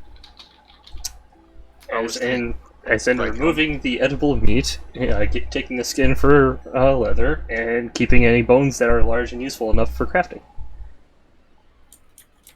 You're gonna keep this meat separate? Yes. Yes. Sure. Tink looks at you, Bashir, and she says, "No, Tink, you know that you shouldn't be eating humans. Not good for you." You mean she says Bashir, not her own name? Yes. Yeah, I'm sorry. It says that to you, Bashir. Bashir has been eating bipedal creatures since he was slightly older than Rask, I believe. Won't you get a taste for it and want to eat me? Bashir would never eat you. You are Bashir's friend, but you are also not Bashir's species, so if Bashir did not know you and you are his enemy, perhaps. She gulps as she kind of looks back down at the guy she's stowing up, and she says, "I guess carry on then, if that's what satisfies your taste." She kind of looks confused and doesn't want to be disrespectful either. I guess it's not going to waste. We're keeping that guy around. Yeah, don't let him die. We're keeping him around, so like if we have like a party or something, we want some fresh meat, not salted. Access. Stress causes the meat to taste bad. These ones are not going to be prime, but he is not going to be worth eating. He is more useful for his information, as I said earlier. Bashir's just going to carry on, just motioning for Rubik to help wherever Bashir is too small to actually hoist up the bodies or anything like that. And Rubigo, he sheathes his greatsword for once, and after like wiping the blade, and then digs around and pulls out a +2 survival knife. When you put your longsword away, you actually hear a mumble from your other longsword in your back. For Justin! And you sheath your sword and you pull out your hunting +2 hunting dagger. It's a survival knife. Survival knife. And I like motion for Bashir to lead on. And Alright, roll me a survival check. it's like the morbid process of Give me advantage too. turning humans into meat. Survival check. Me or Rubik? Or both? Rubik. Advantage. Yep, with advantage. Survival check with advantage for butchering up these bodies. So the higher. So 16, dirty 20. I'm Wow, super so good at butchering humans. So yeah, you actually carve up all of the all 5 of the humans that Bashir didn't shoot off of the ship, and you collect them all, skin them, and you see that you get a couple decent pieces of hide. You can tell that human flesh isn't really the best to do so. It's a little smaller and patchier, and definitely tougher at certain points. It's not good for armor, but it's definitely good for bookbinding. Yes, it actually is. So you get as much as you can within the skin, but you actually collect a lot of bones for them, and I do. you obviously save some hands with trying to keep the fingers as fresh as you can for Rask and Bashir as well. You save a couple sets of hands. Who is like there was like a captain or something around here? You threw that one off the ship. Well, there was one guy down here. I think it was That was a Buccaneer. this guy yes. right here. Just a Buccaneer. And the actual captain went overboard. There's the female captain. Right, the one that Vree killed. Female captain, but Vree already searched through his stuff. Oh, did I get anything in particular off of the guys that I eluded? Like, mostly Bashir was just looking to like replace a lot of. He used a lot of arrows. No, not really any arrows. Some of if anything, you found 5 crossbow bolts, and you would find an assortment of just weapons. They didn't really carry any valuables on them. They knew they were going to battle, so they only had wooden clubs, daggers, short swords, and falchions. So if you want to grab one of those or grab any bolts that you want, then anybody's more than welcome. Those are literally the boat is littered with weapons that they have been dropping. Right now, when I'm just working with Bashir, and we have like loaded up with, he's like just rummaging around and gathering piles of shit, and I realize that this little dude can't hold it all. I pull a bunch of like kind of random shit out of my bag and kind of tuck it in my belt, and like some rope, that knife, a wand, a dice set, just a couple random things, and then I toss them in my bag of holding. So here, okay. you can carry more shit this way. I don't need this too much anymore. And that's a lot of human skin you have there. Bashir just looked at the pile that he was going to like bring downstairs like several trips at a time. Much appreciated, friend. Are you sure of this? I believe these are expensive, if I remember correctly. Yeah, but I don't need it so much at this time. There's some stuff in there maybe every once in a while, but I reach in and I just like pull out like just a fistful of arrows, and I say, "There's lots of these in there." Bashir's eyes just go like wide, like holy shit, fuck yeah! And then I reach down in and grab out like a fistful of javelins, and there's some of these, and then like I pull out like 200 feet of rope, and I'm like, "There's some of this," and I'll as we work, I'll like kind of go over what's in the bag that I remember, and I will get that list to you on Discord. I just want to make sure. Did you say you took out the dagger? I took out my dagger and just like some rope and just a couple other things. The What about the wand I had. dagger? Oh yeah, Just you're so kidding. cool. No, he doesn't have the dagger. I just want to make sure he remembers. No, I gave that to. Yeah, what's his you Oh name? yeah, gave that. to You the gave that to the Harpers. yeah, to the Harpers to find. And then yeah, there's just a couple other things in there that I want to take. It's Okay. mostly utility stuff, so it's not like. Yeah, things that you want to use. Hey, utility stuff is my shit in D&D. Go for it. Well, that's Yeah, kind of what I yours figured. just went supplies. Yeah, you were stockpiled for a long time with that bag of holding. Oh, hey, I forgot I had healing potions. Hey, Oh, There's some of them there. I just realized again, big battle, and yeah, it's my positioning and everything, but Bashir is still yet to take damage in this campaign. Yeah, but I'll get that to you IRL, and I just go over and there's Yeah, you're good. a whole bunch of stuff. It's all like small stuff, Yeah, take your time. but yeah. So I just tell them like what's in there. I say, oh yeah, there's some of this, and some. Oh yeah, if you reach in there, you'll find some grappling hooks and there's anti-poison I think, and should be some parchment, ink, and pen if you need that, and some bells. There's little bells in there, and just a whole Elwyn, bunch of Balthazar, random and shit. Godfrey are staring at you with with just enormous eyes as they're looking at that little bag and all the stuff that you're pulling out and then putting back in. And the Highlander is still just rummaging through stuff, and he thinks you're just pulling a trick on him anyway, so he's not falling for it. On these sap stones, yeah, this came from the forest where we on the way to like kill all the demon people.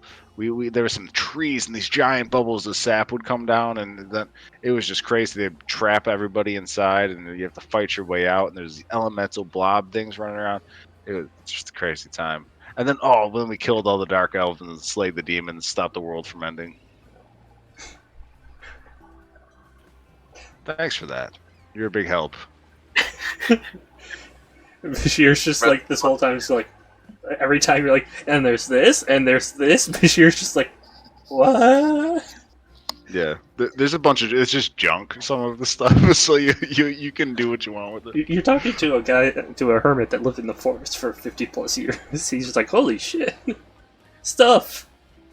Yeah, But yeah, so there's a reason why one of the things on the list I gave you, Wolf, was a shit ton of salt, because now we got some meat. You are absolutely right. Yeah, But not for everybody.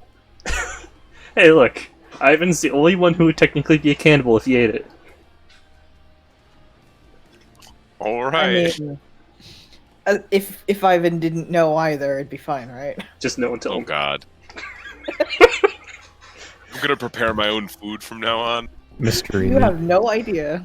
Rash just walks up when Ivan's on watch. Here, want some jerky? Yeah, sure. I'm only gonna be eating fish that I catch. It's supposed to taste like veal. Just saying. Make guanciale out of her cheeks. Alright, anyway. God. So you guys are trading supplies and going back and forth between everything. Jack and Rask, you guys are swimming towards the shore back to the village to see how your other comrades are, Captain Scritch and Ivan. And of course, Junkie, because Junkie's there as well. Can't forget about Junkie. Super important member of the team. Meet more. Beer bag. All right, Rubik, take your time. We're gonna actually not play until Rubik comes back. Actually, it's 9 o'clock. We will actually take it's actually a good time to take a 10-minute break. So everybody, we'll be back Yeah, up in that 10 works. minutes. Let me put up the away card. Y'all have some nice time just watching a little bit of that jazz.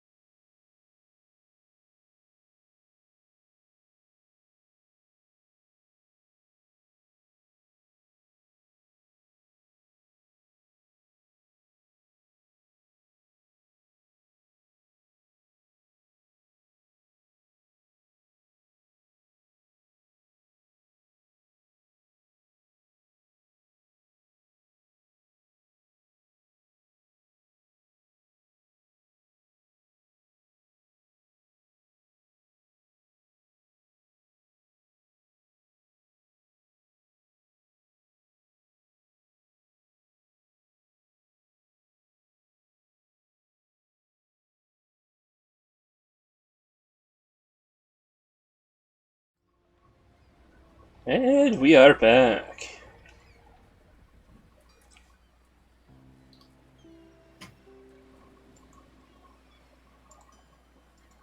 Everyone have fun? Sure. Yeah.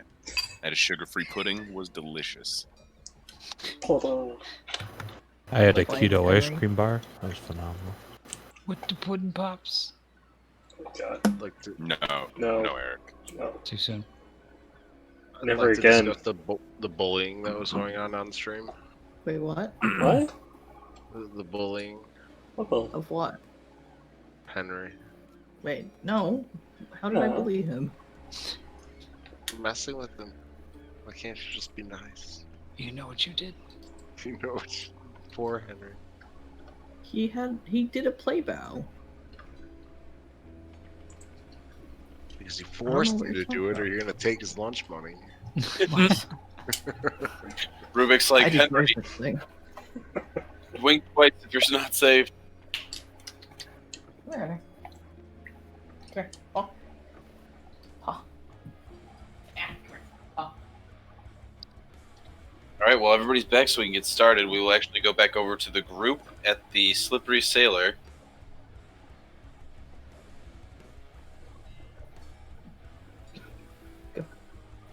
Starting off with back to Ivan. Ivan, you now see that your enemies have gotten a little bit more creative and they've brought out a hostage. Things have gotten a little bit more intense. What would you like to do? Is the woman conscious? Yes, she is conscious. All right. All right. It makes it a little tougher, but it can still work. It can still She work. actually looks to you and she says, "Please save me! I beg of you. I'll give you anything you want. It'll be fine. Trust me. Even slurping noises." Oh, That's hot. she works at this bar. I'm going to reach into my bag and I'm going to make a firebomb, and I am going to throw it at the woman. So now, okay, hear me out. Like how the only one you hear laughing first right off the bat is just loudly. Okay, I'm gonna put something into chat. We all know what's going on. we know. It's just funny. She's friendly, so she's not taking any damage, but you still like beam her with a beer bottle. Right? What? Yeah. All right, so you Do you, throw. okay, I'll roll to hit. Yeah. Ooh, close to a nat 23. 20. You hit her. All right, so she Right in should the light dome. on. She should light on fire. All right, when you hit her, she instantly ignites, almost like some sort of creature Soaked or, scarecrow. or something. Yeah, something soaked in oil. She just ignites. The guy holding her is now going to take fire damage on his turn, or burning damage. Yeah, or fire damage. Yeah, from that. 5, if you want to just take that roll right there. Yeah, actually, I'll take the 5 right there then. So he'll take 5. I guess he won't move until his turn. Then he won't back away. All right. I will take my second action and I will throw a psychic bomb at him then. Okay.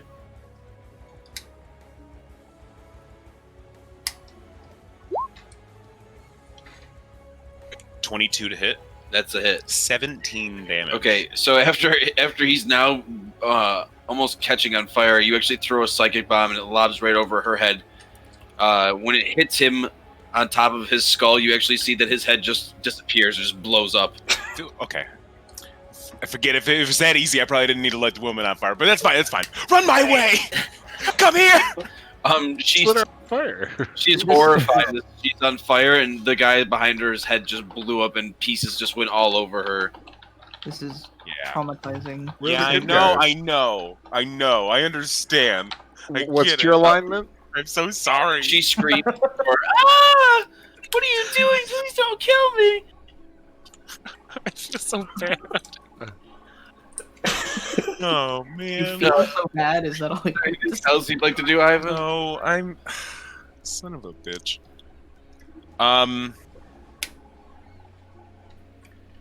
I'm going to. If it makes you feel any better, there's that blind guy that right there who didn't see anything happen. Okay, all right, that does make me feel so much better. All right. I'm going to. Man.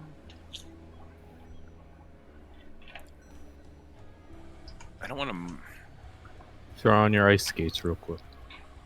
No, I mean I could walk across it without taking a check. Just debating if I need to move or not. No, I'm going to bonus action. I will move Junkie down 5 feet, so he's within range of Scritch, and I will pulse to heal. Okay. You have to see to have Junkie take action. Well, I mean, he's just looking down the stairs. I was just wondering. Is it a 10 for perception? No, Or- I move Junkie. I use a bonus action to Oh. move Junkie down 5 feet there. Down, Okay. and then I use the bonus, and then that Oh, same bonus to- action yep. to pulse a heal, so Scritch gets 10 temp health. Okay. Heal. Unfortunately, he's not right here, so that this guy doesn't get it. Alright, he'll be fine. He'll be fine. He's just gotta dodge one more blind attack. Yep. We're here to save I'm the gonna bar, yell- not the people. I'm gonna yell to the woman, "Run towards me!" And I'm gonna actually, I will move 10 feet closer. And I don't take that check for moving on that ice. No. But I will end my turn there. Okay. And after that, it'll be Scritch's turn. Scritch. Scritch is gonna point at that guy and go, Scritch would like to know where you're going. And he's I'm gonna going to go find you a bigger hat. Scritch already got the biggest hat in town. Nice try. he's gonna cast, He he's looks, gonna he cast- looks frantically for anything bigger, a bigger hat, if anything, as he starts to run away. Scritch left his hat on the boat anyways. I'm gonna cast Toll the Dead on the guy. Okay.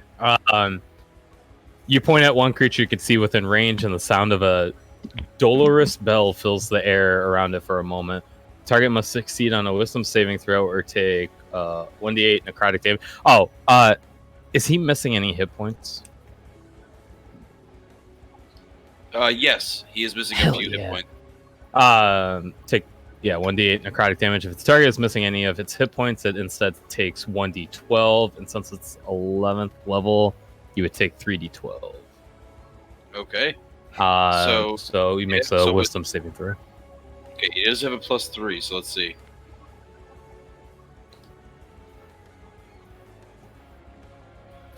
So it's going to be an 18. Fucker! So he's actually going to raise his wand, and he's going to try to block some of the magic. And you actually see it kind of almost sets his wand on fire, and he blows it out. And he says, "Whoo, hot, hot, hot."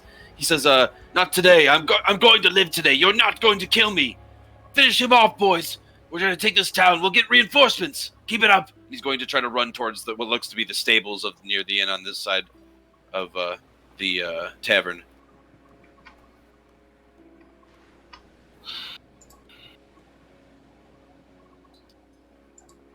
Scritch is very upset. It's just super upset. Oh. Just like I'm he's gonna- gonna. Yeah. I'm gonna cast Healing Word on myself. Okay.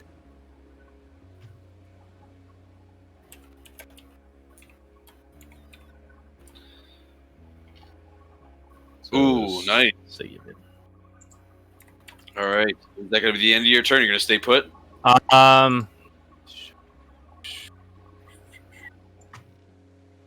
What is my movement speed? I forgot. Oh, it is. I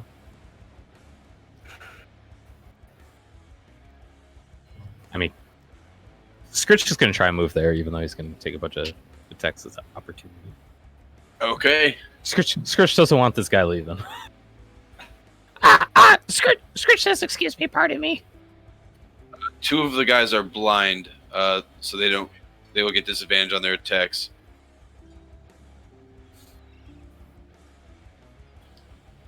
It's gonna be 16. Miss. Another 16. Miss. The one. Oh, he's gonna get a. He's got a 25 to hit. Hit. Is it advantage or disadvantage? This guy right here has advantage. These two right here have disadvantages. They are still blind, but they both missed. This guy hit, and this guy is going to swing as well. Oh my gosh! What? So close. I'm just getting so bad at numbers tonight. So yeah, he got a 10. So he misses with his spiked club. Junkie's gonna get an attack of opportunity. I'm just kidding. How much So damage should I take the other from guy him? from him 9 plus 4, so that's gonna be 13 damage. Okay. 13 slashing. Okey-dokey. Get back here, you little goblin! And he's gonna slash you down the side of your back as you keep running. And everybody else swings at you, but they miss clearly. As Scritch is running by, he's just gonna blow a raspberry at him. Keep going. All right. And that's You are my turn. All right, and he sees you running. Get away from me, you little pest! Scritch isn't done with you yet. And all right, so it'll be the end of your turn there. So it'll be the enemy's turn.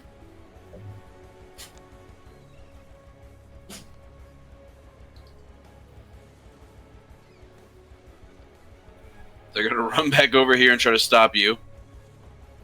That's okay. These guys up here. This guy's going to stand up, take half his movement speed. These guys are going to step onto the ice and try to attack you, but they're going to have to make dexterity saving throws, or athletics or acrobatics. And these guys are going to. This guy's blind still. He has no idea what's going on, and the guy behind him is actually going to open this door and go into this room here.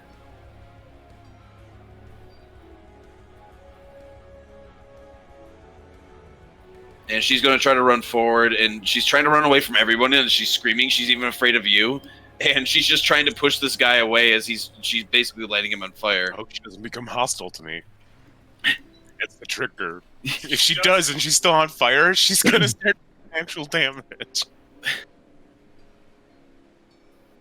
So you try to tell her that don't become hostile, but obviously there's a lot of screaming involved. But these guys are going to have to make some throws. But down here we'll go with Scritch first.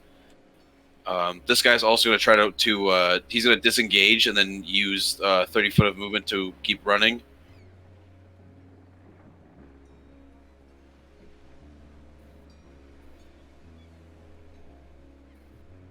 So he's trying to book it, but unfortunately he can't get away from you, Scritch.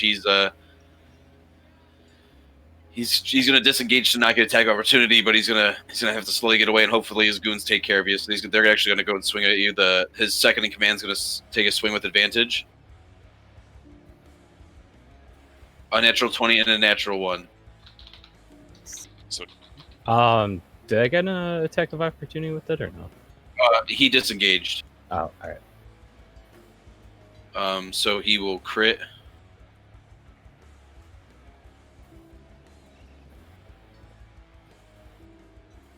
Actually, I'll say that I'll actually say that it just nullifies and nothing happens with that attack. that's not how that works. Yeah, I know. We're gonna do some damage. I mean, you can hit me. I'm okay with that. Yeah, it's gonna be 2d10. 17 slashing damage. Okay. And then he's going to swing again. This time just regular. Oh my god, another I would have been so pissed. I know, I was going to say another 20. Holy cow. That one's going to be a 14 to hit. Miss. All right, and his Goomba. First attack. It's going to be a 14. Second swing for the Goomba is going to be 18. 18 ties. Okay, so he's going to hit you with a d6. So it's going to be 4 bludgeoning damage with the spike club. Okay. Die, you little rat! And he's just going to try. He's going to knock you in the back of the head, but you're not going down. You're still moving. Scritch is a goblin, not a rat. Take care of him, boys. As you see, he's trying to make it to the stables as fast as he can. Ivan, your buddy's up here. So they got to beat a 17, correct? That's your spell saving. Yes.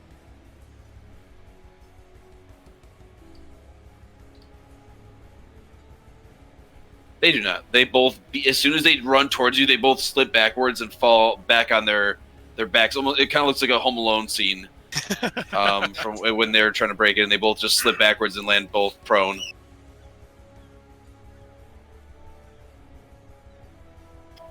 And after that, this guy next to you is going to swing on you. Die, you son of a bitch! Oh, wow. 25. Okay.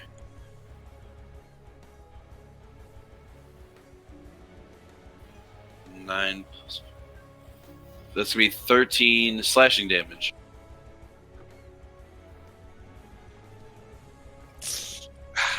Offhand, or not offhand, but second attack. That's gonna be 19 to hit.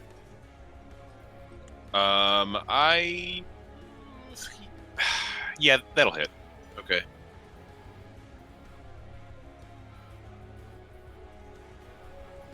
That's only going to be 6 slashing damage.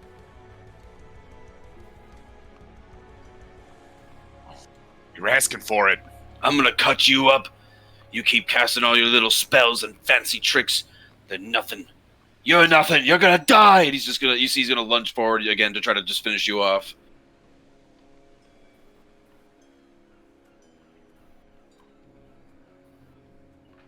All right. So these guys are tripped up. And we're actually now going to go to the swimming group. We're going to go to Rask and Jack. You guys are booking it through the water. I want to say with the dive off the ship, you're gonna get a free dash movement bonus, kind of in the sense of everything. And you're gonna kind of fly through the water and get to the edge of where the docks are, and you're gonna climb up the ladder. I'm assuming. You're standing there, and I'll show you on the map real quick. I will take you there. Also, we got a raid from Scarlet. Oh, howdy, everybody. Thank Hello. you for joining us. Yeah. Quick. Yeah. Quick people. I'm Kuuretsu, I play Rask. And then let's just go down from the top. All right, Carnes.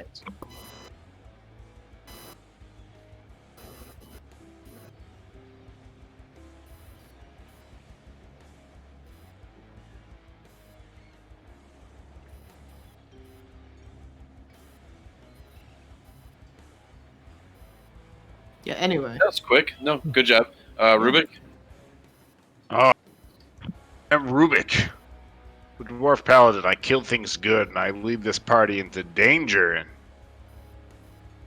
that's pretty much it. Then we figure it out from there. All right, thank you for that, Rubik. Jay? Hi, I'm Jay. I play Scritch, a goblin cleric. That's it. Thank you, Scritch. We already got Retsu, I believe. Yep. All right, thank you for that, Retsu. Phoenix? I play Jack, and he's a Warforged paladin sorcerer. And I'm Yeah. currently swimming through the water. Currently swimming through the water, Michael Phelps. And last but not least, Runark. I am Runark. I play Ivan Lionheart, a human alchemist artificer, and I am lighting people on fire at the moment. You're lighting poor innocent woman on fire. Well, the fire doesn't hurt, so it's okay? Question mark. Are you telling me it's okay to set people on fire if it doesn't hurt them? Yes.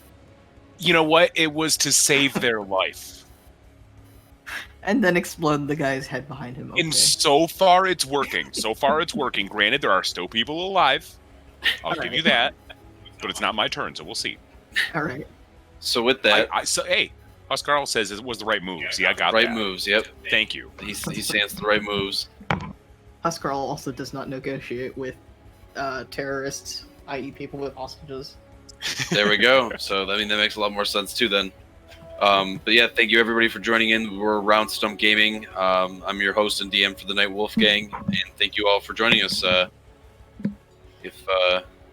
If you want to stick around towards the end, we actually do a vote for the best player or the funnest player, whoever made you laugh, whoever you really enjoyed. So if you want to help out and make it worthwhile for the player and help them out, they get extra experience towards the end of the night. So stick around and cast your votes for the 2 best players that you have in mind, and we'll go from there, and I'll let everybody know who won. So thank you very much, and stick around. But with the swimming group, we got Rask and Jack. You guys are actually coming up right here on the map. And as you're climbing out of the water, a lot of the villagers notice you guys are kind of drenched in water and kind of cleaned off from the blood that you had all over you guys, but still covered in kind of like where your clothes are stained a little bit still with the blood of your enemies. And you guys are just standing there, and you can see that there's a lot of commotion still going on at the Slippery Sailor, the tavern over here.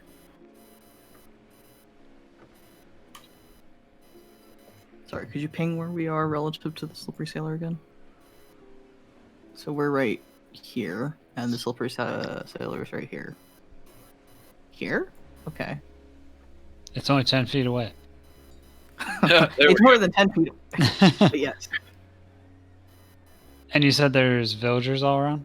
Oh yeah, there's some near the docks. There's a lot of them actually, like still standing over here, and over here. It looks like, and they're all very nervous and scared. They don't want to go towards the inn, but they can hear a lot of commotion. You actually hear Scritch kind of shouting at somebody, saying, "You're not getting away!" Actually, Scritch, can you do that for me? Can you say you're not getting away? You're not getting away from Scritch. Thank you, Scritch. So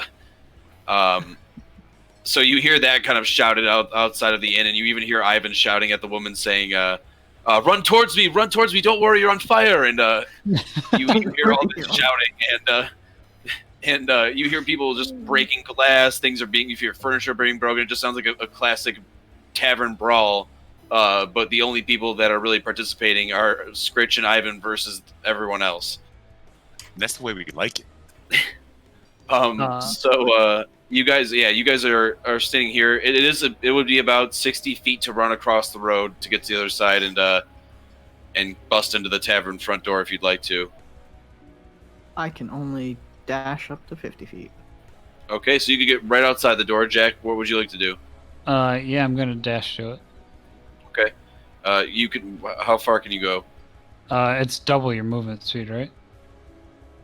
It Up to adds 30 feet. So if you move 30 feet as regular movement, when you dash, it adds another 30 feet. Okay, so it'd be 60 feet, so I'd get to the door. Okay. I would like to go to the other door, like not the front door. The stable door? Yeah. Because Ras doesn't know where the people are fighting, so he's gonna split up with Jack. From Jack. Okay. Jack, you bust in, and Rask, you're right outside the barn door here. And Jack, when you bust in, you see that all these people are there's quite a few dead bodies everywhere, and you can actually see some blind guys swinging around right here. You see a patron curled up on the floor, covering his head, screaming for his life as he's wasted. You see another guy in the corner over here who's scared out of his mind, and the owner of the tavern and one of our employees who are just standing there, kind of waiting for everything to die down and hoping that not everything gets destroyed. Where's the fucking goblin? You scream that, Scritch. You hear Jack scream that in not his very usual voice, but in a very fearful voice. He's worried about Scritch, obviously. Yeah, that guy fucked up my vocal cords when he hit me. So. Scritch is right here, Jack.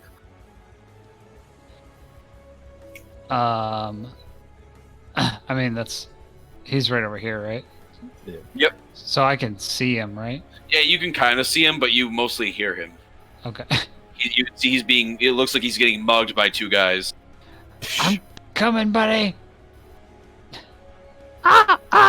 Ivan might need you more than Scritch needs you. And you look and you see Junkie is standing on the stairs, and he just kind of looks at you and goes, "Meet more." Junkie, my love.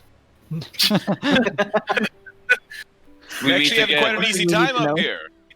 You do hear Ivan upstairs though, as he's shouting down to you, and you hear a couple of guys shouting in pain as they're sliding all over ice, and a woman screaming that she's on fire and that she's surrounded by psychopaths. Yeah, Scritch, I think I'd rather stay down here. I smile. Okay. Help me! As you hear the woman screaming, and Jack you can see Jack does not want to go upstairs. It seems that Ivan's got it all handled up there. Well, people are on fire. They're psychopaths. Not really my scene. Just hang out down here. Jack's gonna hang out down there. Rask, you get out to the front door, and you can see that that the door hasn't been opened yet, or it doesn't seem to be shut or anything like that, or not shut, but like barred up or anything like that. But you can see that there's no guards or anything nearby. Can I go in through it then? I'll allow you to move the extra movement speed to get into the bar. Well, like, yeah, if it's Yeah, no, it's okay. This actually kind of makes it more interesting. The stable's full of more pirates. shit. Stuffed to the brim. It's just with King K. Rool pirates. and more lizardmen. All right. Rash just slowly closes the door, bars it back up. This isn't where I parked my ship. You walk in and you see that there are 3 more pirates, Oh, and shit. they're leading out 2 riding boars, and they kind of stop as you enter, and you're just kind of face to face with them. Who the hell are you? This one is Rask. Who the hell are you?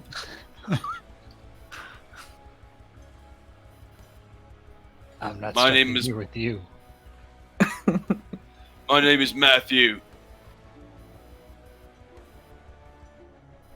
Rask is gonna point at the other two. That there is Timothy, and the other one there, that one's Carl. Matt, Timothy, Carl. You are daggers? Oh, yep, we're daggers, and he's gonna show off his tattoo. We just became a gang recently, actually. We're going to plan to take over this town. You want to join us, friend? You must have heard about the rebellion. As he looks to Tim and Carl as he's bragging to them. Rask is just gonna like rub his chin and say,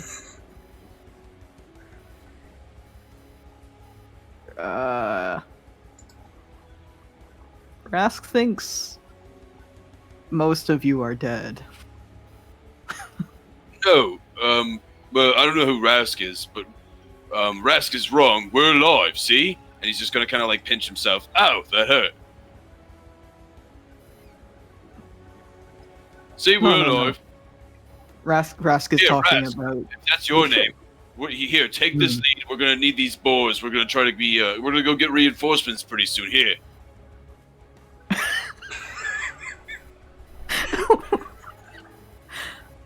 Here, Rask, don't be shy. Come on now, you can join us.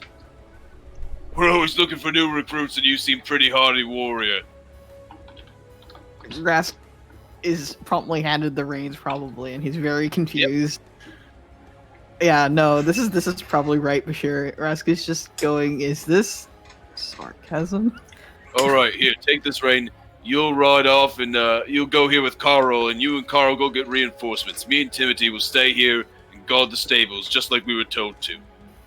But See, Rask- I can delegate and I can make sure that we get things done while still doing our duties. As he looks to everybody, we even got a new recruit out of this, and he's gonna tap Rask on the shoulder. Now take this boar. It's my favorite boar. Her name is Matilda. Take Matilda and you ride her over and go to the warden's tower. That's where all the others should be, and they should have killed them already. You come back and give us the reinforcements we need to take these clowns out. Rask is gonna hand him back the reins and just say, Rask is here for Ivan and Scritch. Who's Ivan and Scritch? You're telling me a lot of names I don't know, Rask. Rask thinks they're inside. Oh, well, If they're inside, then you can go and fight them. We'll wait out here for you. Well, I'll send Timothy and Carl to go reinforcements. You and me will stay here then, and we'll go take care of those Ivan and Scritch characters you're talking about. Ivan and Scritch are very strong. Well, if you and me go in there, I'm sure we can handle them, my friend. Am I right? And he's just gonna elbow you. Rask thinks all three of you should stay. Well, how are we gonna get reinforcements? Those are also part of the orders. We have to get reinforcements and stay here and guard, Rask. See, that's why you wouldn't be a good leader and a good delegator. We need to do both. See, Timothy, Carl, this is what I was saying about why I'm going to be a new leader someday. I'm very smart and I know what I'm doing. I know where the enemies are and where they are. I know when they're going to strike. I know the elements of surprise. You think that I'd let someone just walk up on us and take us by surprise? Wait, I would let that happen. Like Rask would let that happen, and he's going to tap Rask on the arm again. Now, Hey, Timothy, DM. Carl, you go get help while me and Rask stay here. Wait, DM. Is the Yes. bar from the inside to, like, lock the door? It is right here. No, Oh my no. As in, like, the Yes, stable please. door. Is the inside, like, the bar to, like, shut it Oh, and, like, Yeah, close there is it? a bar there. Yeah, there is a bar there that you can slide right over. Okay, Rask is gonna close the door behind him and just drop the bar. Oh, Rask, we don't need to do that. Don't worry. We need to get the boars out. Then you can close the door behind you and we can guard. Don't worry, guys. Newbie, you know what I'm talking about. Greenhorn. Rask is a bone collector. I think bone collectors and daggers are supposed to fight. I don't get what you're saying. What's a bone collector? Rask points to his tabard. Oh. Is that where you were from before, and now you're joining us? As he smiles at you and nods his head.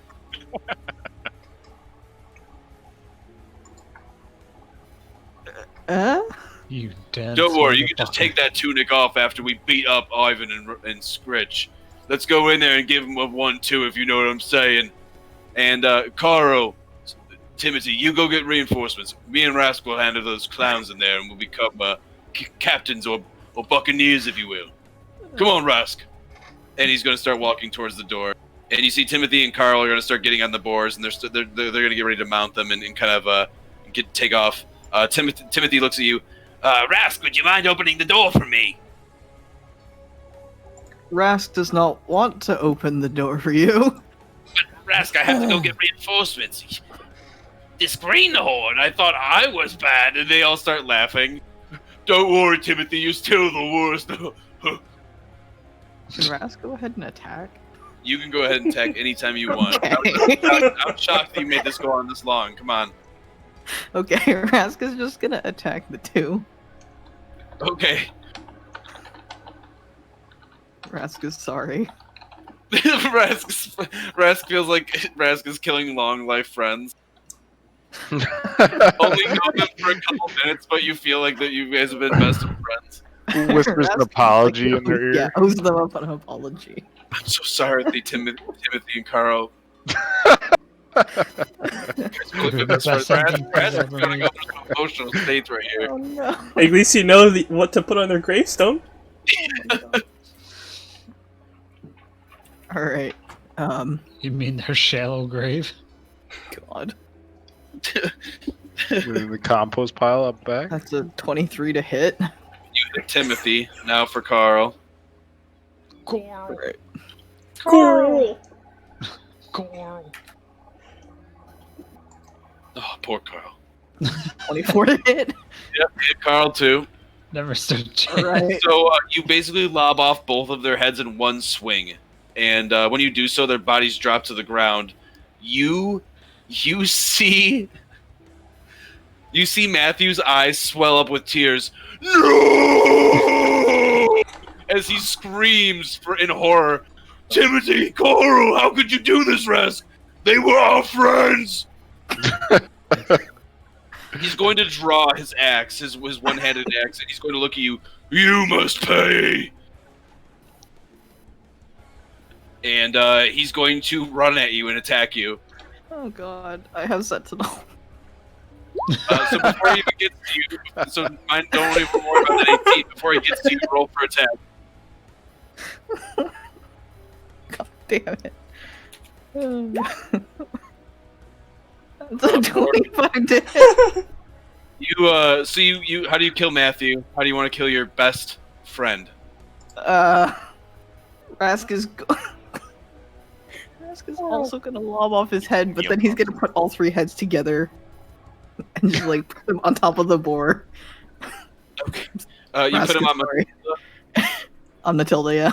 Okay. Matilda, actually roll an animal handling check. God. Why? Okay, I'm trying to find how much it is on my character sheet. 8. 16. It was really close to that natural 20. Was very Matilda close. like really enjoys your company and is actually just kind of like licking the side of your leg, and you can see that as you set the heads on Matilda, she just kind of ignores them and just keeps just kind of sitting there eating some of the hay and straw off the ground. Rask will be back. He's talking to Matilda and then like starts walking towards the Matilda just kind of wags her little piggy tail and just kind of excitedly snorts. Rask is in a really confused state of mind right now because he feels sorry, but he's also doing his job. Also, he only met them like maybe 3 minutes, 2 or 3 minutes ago. A lot of friendship just broke down right there. All right, yeah, I'm sorry. No, besides, I mean, you had to make some choices. It was a rough life. I made some life Some choices. tough decisions. Jack right now. I mean, he just busted on a surprise birthday party, so we'll see how that goes. Jack, you no. Hey! So it's actually going to go over to the guys in the ship again. I forgot my present, but I had an axe. And you guys are done with combat. It seems everybody's dead. The hostage that you have is still knocked out.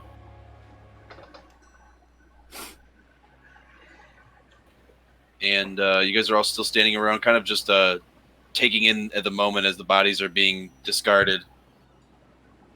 Oh yeah, I almost forgot. I just I reach in the bag of holding and I pull out what I assume is just muck or like disgusting at this point. And there's 6 old goblin ears, very old, like from the beginning of like the campaign old.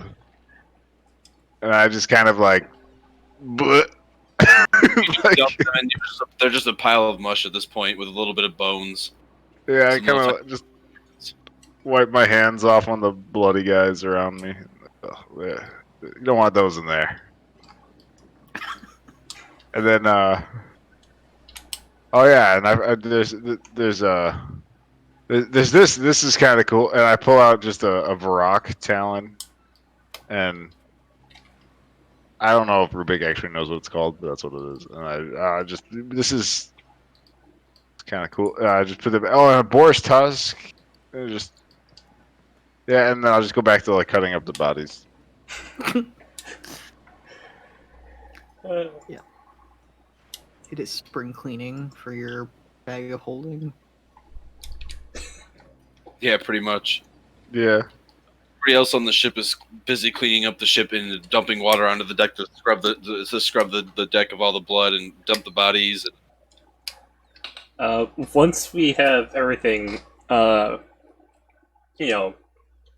Once we have our kills broken down into the proper cuts and all that, and then put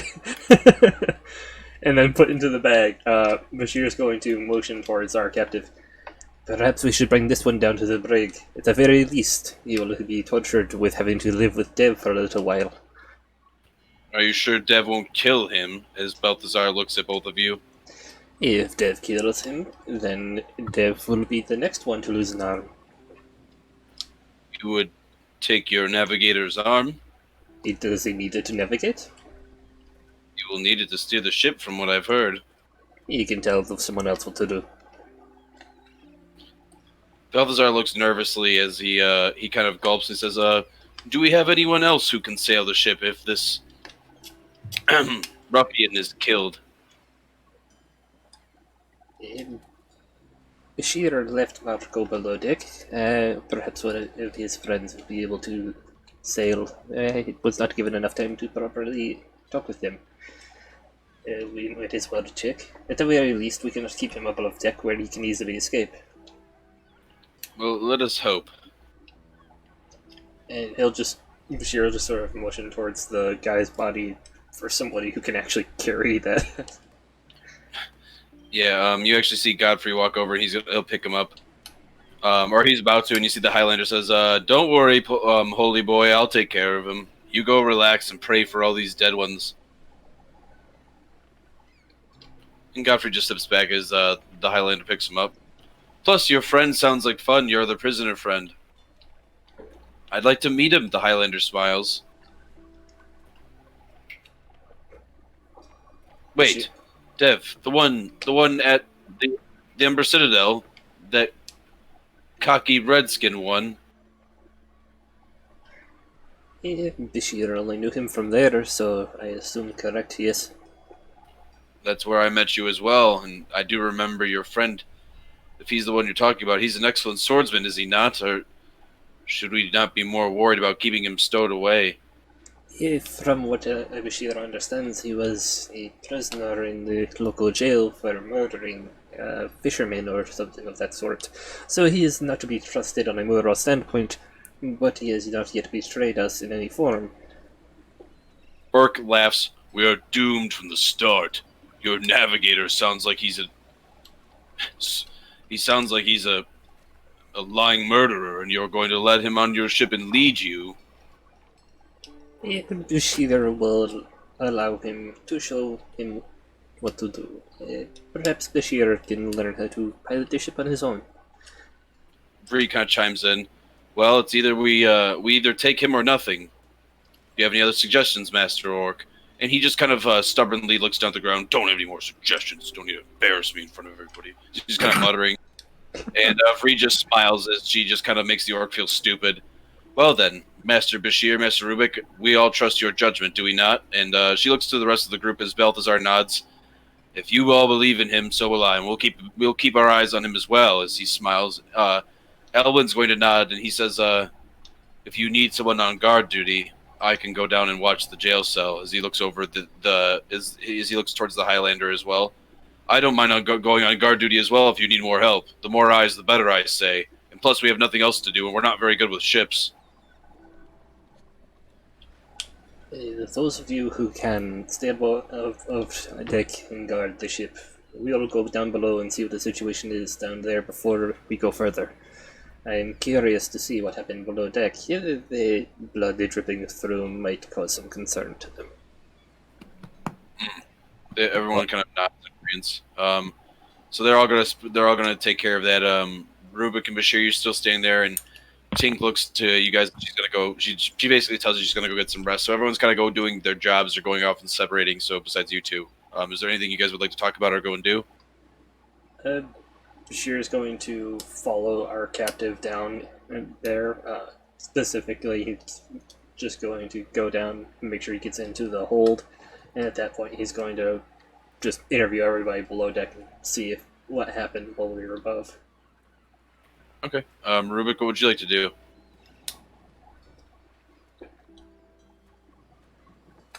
Tended to wait for our team to come back. Rubik's kind of bored.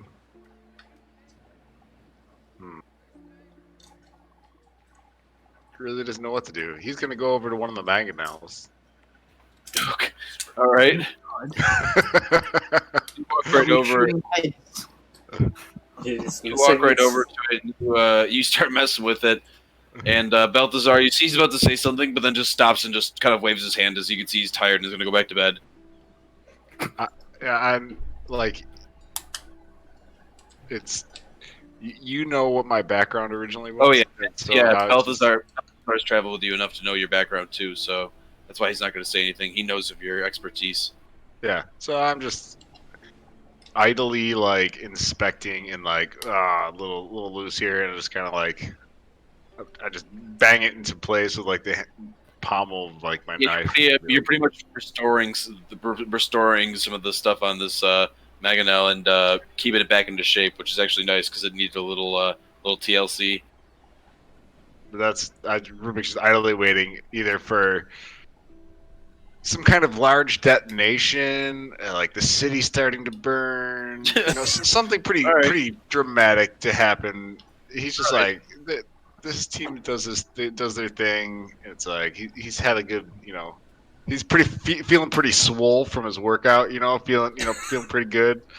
So he's just like hanging out and just idly doing whatever until people come back so we can go. So you're just getting swole with it, brother, and just checking out the Mangonel and waiting for everybody to come back as you're just just kind of reflecting on the battle that just happened recently. And Godfrey's actually talking to you about his newborn son and the training he's taking on, and why Bard stayed behind and is watching him. He's also telling you about the temple and how many followers he has. Yep, I it's just Godfrey. realized who the fuck it was. Yeah, oh my god. Yeah. So I'm chatting it up with Godfrey, and I'm happy to do so. Yep. Yeah. Oh yeah. He's actually he embraces you with a very warm hug and tells you basically to praise Throm and is just talking to you about everything that's going on with the temple and everything that he's done and I show up my tattoos and shit. Oh, he's very impressed. He's very happy for you. So yeah, you guys are catching up like two old dogs in a dog pound. So you guys are having a good old time, slaying it, working on a Mangonel together like a car. It's a little DIY project on the shit. Yeah. So yeah, you guys are hanging out. Bashir, you're going down below deck to escort the new prisoner. After a moment, you actually see Marco appears back on deck, and he's going to look at you, Bashir, and he says, "Well, we had a little bit of trouble with the boy. He actually got loose, but I was able to find him before he got towards Dev." Have you had any situation with Dev in the hold? No, I checked him in him as well. Lady Julia seems to have him under control. In fact, she said that he's actually kept himself in the chains the entire time, sitting on the floor. He says he doesn't want to make the wrong move and cause the wrong impression. He wants to prove that he's loyal to us. Well, then he has his opportunity right here, as Bashir motions towards our captive. We are going to need to give him a roommate, it seems. At least for now. I don't know if that's a good idea. Maybe we should tie him up next to the boy. Dev could use this guy to some sort of... I just don't think it's a good idea to leave Dev with anybody. Are you worried that Are you worried that you will lose your position as his dance partner? Boy. Oh boy, he just seems embarrassed. I don't wish to talk about that again. Do we have a that more was secure... very alarming. And no, I don't wish to be his dance partner ever again. In fact, I'm worried that if this guy goes in there and he becomes his permanent dance partner, he might not ever wake up. Do we have a more secure area to place? It's valuable to us with a murderer. Do we have a more secure area to place this new friend then? We have a new place? Do we have well, a right more... Do we have a... Sorry, am I coming in weird? I'm not sure. I heard something about a place and I wasn't sure if it was new or... One sec. I think it may be... Yeah, one sec. Place for... Hello? Keeping... Sorry, a place to keep our new friend. Yes. Yeah. Do we have another secure area we can keep our new friend? Yes. Okay. He kind of shrugs and says, "We do have that other storage hold. That's about it." Bashir has already moved quite a bit of supplies in there. Would not like having a captive in there. He could cause damage to the ship or the supplies, at least. Well, then I suppose we better make it very clear to our friend Dev that if he's to harm our captive, that there'll be severe consequences for him as well.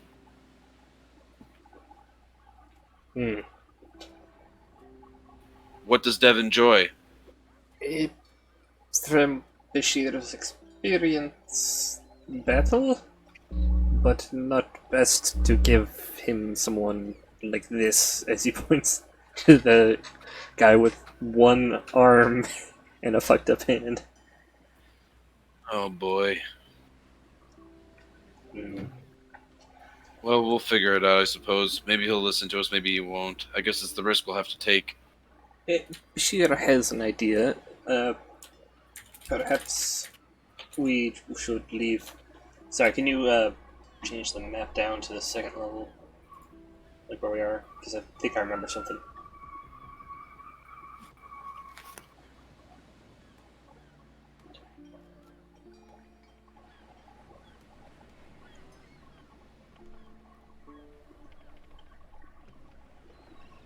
Right.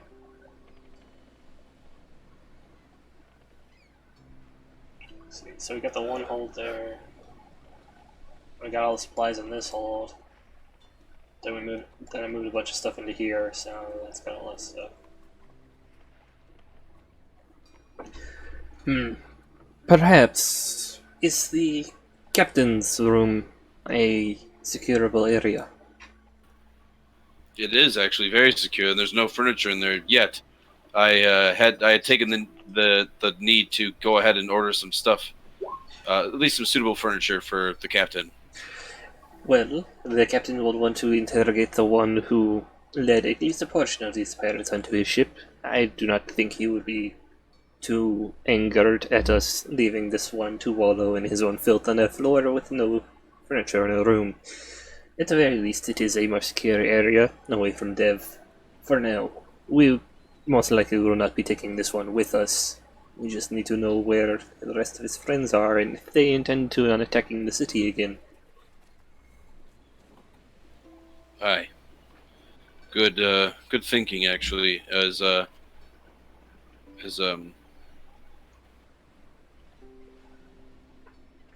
Bashir's just going to walk up to Marco a little bit. yeah, Marco. Yeah, he's just gonna lean down. It would be best if you were to watch this one. I thank you for watching the boy, but at this point, this one, as he again points to the new captive, is a more pressing concern as we do not know of the lengths of his allies. Aye, aye. All right then. I will keep an eye on him personally myself. Please inform Rubik or myself, or any of the other bone collectors once he awakes. Of course, he's actually going to reach over for the guy's only hand while the Highlander's carrying him, and he's actually going to handcuff him to Marco's other, his own left hand. So they're actually manacled together now at this point. Cheryl just nod and he trusts Marco to do what he's going to do, and he will actually go looking for the boy to because Bashir assumes that the boy is awake now, and he's tired of calling him the boy, so he kind of wants to see if he has a name. So you're gonna go talk to him. Yeah, if you can find him. Yeah.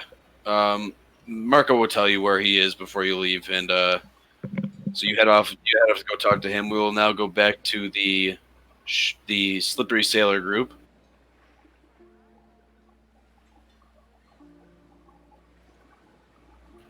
All right. So it will start off with it will go. So starting with Ivan, then Scritch, then Jack, then Rask. Or actually, Jack and Rask, both of you roll initiative. I'm okay with going after Jack. Are you sure? Yeah, that's fine. Okay. Give yourself an inspiration point for allowing Jack to go before you. That was very nice of you. So, Ivan, you will go first. You are surrounded by thugs, most of them on their backs like little flipped-over turtles. They are unfortunately slipped on ice. And the one other that is sitting next to you seems to be the leader up there of this group and is squaring off with you and has done some damage to you so far. All right. I am going to bonus action move Junkie closer to me, probably to like. Actually, to right. I'll move him right next to. Yeah. And then I will pulse to heal. 6. And then I will use my first attack to. I'm gonna psychic bomb the first one that's laying on the ground here. So that's at advantage because he's prone.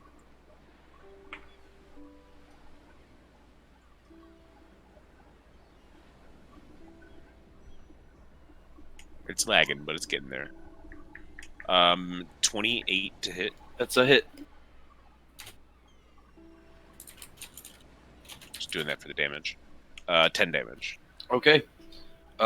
He is he's still alive but barely. The one that's next to you to your left. The one. Well, I wanted to clear her path. I wanted to do the one in front of her. So like kitty corner. Yep, I got you. And then since he's still alive, I will use my second attack to do so as well. Okay.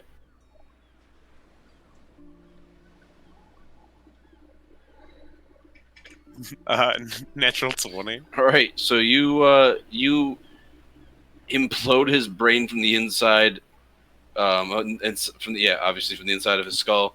But you see bits of his head actually kind of like blow off from the back of his skull, just kind of implodes backwards, and all over the wall. And you can see that he's just kind of stumbling as he in having almost a seizure as he's standing, as his brain just exploded out of the back of his skull, and he falls to his completely flat now, and just lays there like a vegetable as he's dying. Ooh. Very gruesome way to die with these psychic bombs. I know. It's scary. Just keep coming. Keep running at me. I promise I'm here to save you. Oh my god. Can't help but laugh and say that. Rubik's running off on you. I know, it's not good. I'm going to have to end my turn before I get too bad. All right, so you end your turn. It is now going to be Scritch's turn. Scritch, you are surrounded by these two goons, and you can see this guy's getting away. Okay. So I forgot goblins get nimble escape, so I can disengage as a bonus action. Here we So go. I'm gonna do that. I'm gonna run to there, and then I'm gonna take my war pick, and Scritch is gonna try and take out this guy's knee so he can stop running. Okay. You fucking whore. Oh. Poor Scritch. What did you get total? 11. 11. No, unfortunately, that isn't. I was gonna say, can I use my inspiration and reroll? Yes, you can. You can use your inspiration reroll. Hell yeah. Tired of missing. Crit blesses you.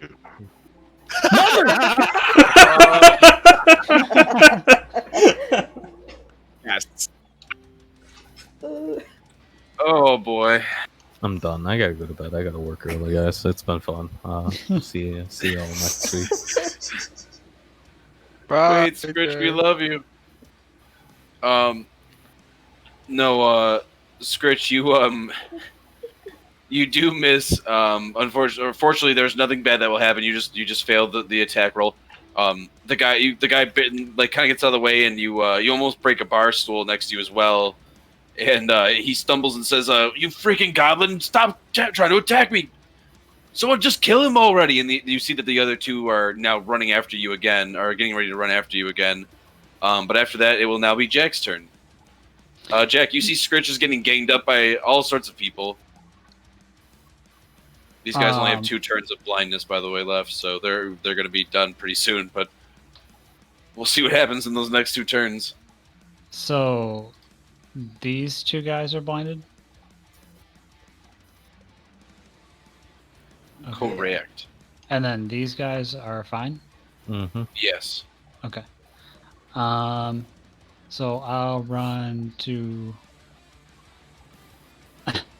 I'll run to here.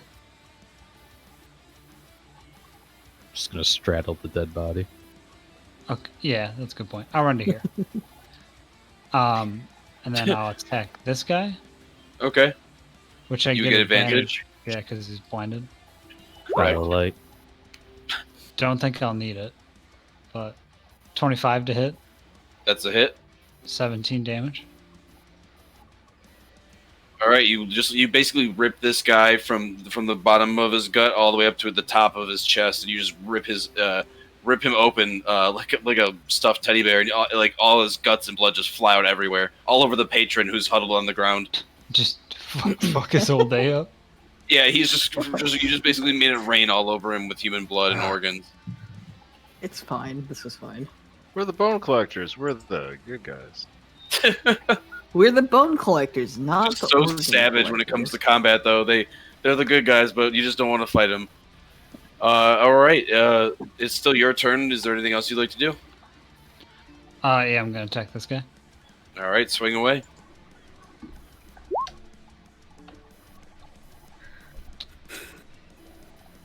26 to hit. That's a hit. 19 damage. All right, you as he tries to attack you, you basically break his sword in half with your axe. Then you stop dead right where you break it. Then you swing back and lob off his head. I'm gonna point to this guy. All right, you point at him. You're next. Captain, and he's gonna tug out his sleeve. This guy's coming in and killing everybody. And he's gonna look behind him. Well, who the hell are you now? Now we have a goblin, we have a human, and this giant suit of armor.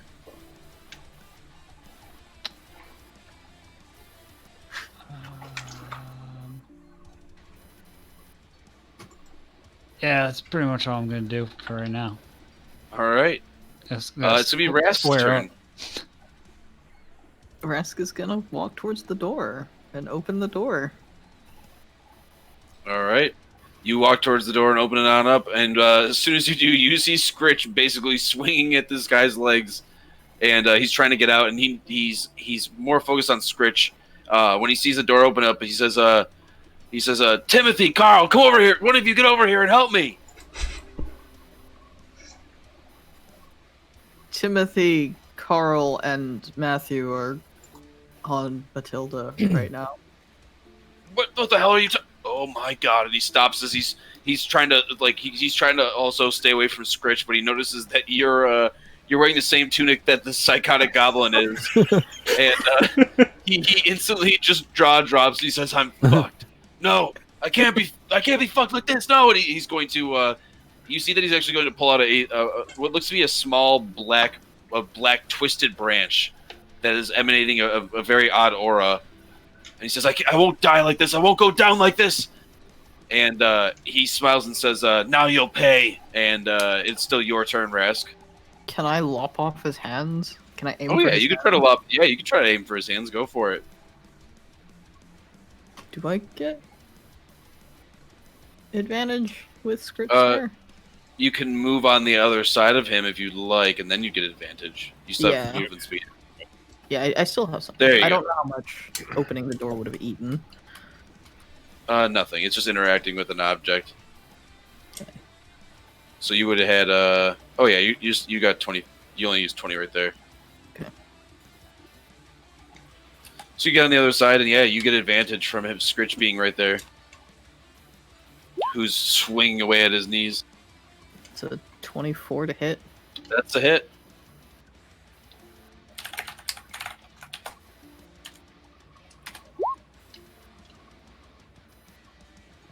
16 damage. Ooh, yeah, you actually smash one of his hands to pieces, and it actually looks like nothing but like it kind of looks like if someone was just holding a thing of spaghetti in their hand, and like there's some noodles dangling off the ends, like off the edges of your hand, and his fingers are just dangling. His bones are splintered out of his fingers, and blood's just dripping down. That branch that he was holding though is now broken, and what seems to have been inside the branch is now releasing some sort of like poisonous gas. It looks like that is being inhaled by this human. It's still your turn though. I guess the second hit would go after his head then. All right, stop him from inhaling it. Good thinking.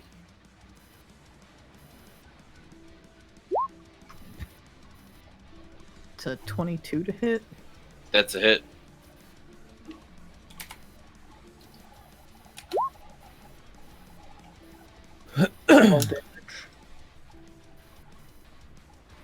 All right. You lob off his ear, but you do not kill him. Okay, I still have my bonus action pole arm. Yep. But You use the butt end of it. yeah. Go away. Use that butt end. There's a lot of butt talk this session. I like it. Right. Be a lot Careful. more. Ooh, that was close to that 16. 20. 16. That's a miss, unfortunately. He blocks the attack. As he's starting to, he actually grabs the end of your glaive and kind of throws it to the side and says, "You fools! I'm going to be more powerful than anyone before." And as he's talking, you actually hear a second voice start to take over as well, and he's talking at the same time. Can I? Would it take? I couldn't try and figure out what the branch is on my turn, right? No, you already used up all your actions and such, and you went through the door and such. So yeah, I would say you wouldn't be able to really take time to be able to understand what the branch does. Okay, that's Rask's turn then. Rask All right. managed to snap his hand. I wanted to cut it off though. It's okay. I'm sorry. Yeah, you actually would have cut off his left hand, but he still had it in his right. I see. Okay. Not smash it. I don't know why I said that. I think I was thinking of your your blacksmith hammer, not your glaive. Yeah, that would be a different. Yes. I was thinking you broke his hand, not cut it off. But yeah, you would have cut off his left hand perfectly. Like it would have just been like a perfectly cutting up. So you well now he can get that hook claw that Jack was talking about. I know, right? So it is now going to go to it's actually going to go to the enemy's turn here. So this one's going to go run over to you, Jack, and this one's going to run over to you, Scritch. Jack, he's going to attack you with advantage. Why has he got advantage? He gets advantage with his first attack roll. Real Reckless quick, attack. Yes. I have Sentinel. Oh, okay. do you have any range with your weapon? Oh, 1. Well, it doesn't really matter, I guess. Okay. Well, he will deflect your axe actually and flip it up, and then he will obviously still use the original attack he had, which would be a Rude. 23. Yeah. That's a hit. It's gonna be 8 plus 4, so 12. 12 slashing. Okay. The second attack, just 1 dice though. Gonna be a 22. Yep. 5 plus 4, so that's be 9 slashing. Or Okay. piercing. I apologize. He's using his dagger. So yeah, he actually cuts down your chest and actually cuts your tunic and some of your scratches down your armor. And he's going to stab right into your elbow again on your left arm, and he's actually starting to take some good chunks out of that. Son of a bitch. I'll tear you apart, you little. Well, not little. He's thinking of the goblin. You big metal piece of shit, and he's just going to start swinging at you again as is going to try. You actually see he's going to try something else by tripping you instead of going for an attack this next turn. Cool. And after that, it's going to go over here to Scritch. The guy that ran up is going to get an attack of opportunity, or not attack of opportunity, but he's going to get an attack with advantage on you since the other guy's next to him. So that's going to be a 21. Hit. You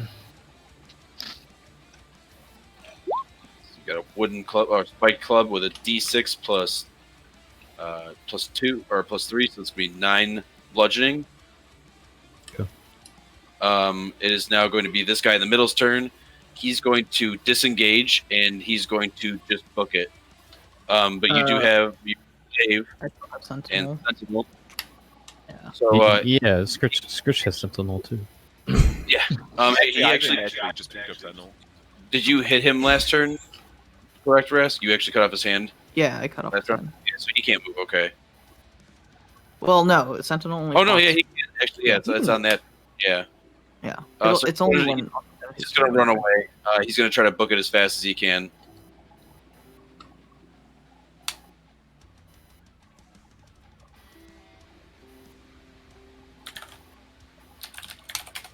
He's gonna move there. He's running as fast as he can away from you guys and trying to get out of the building.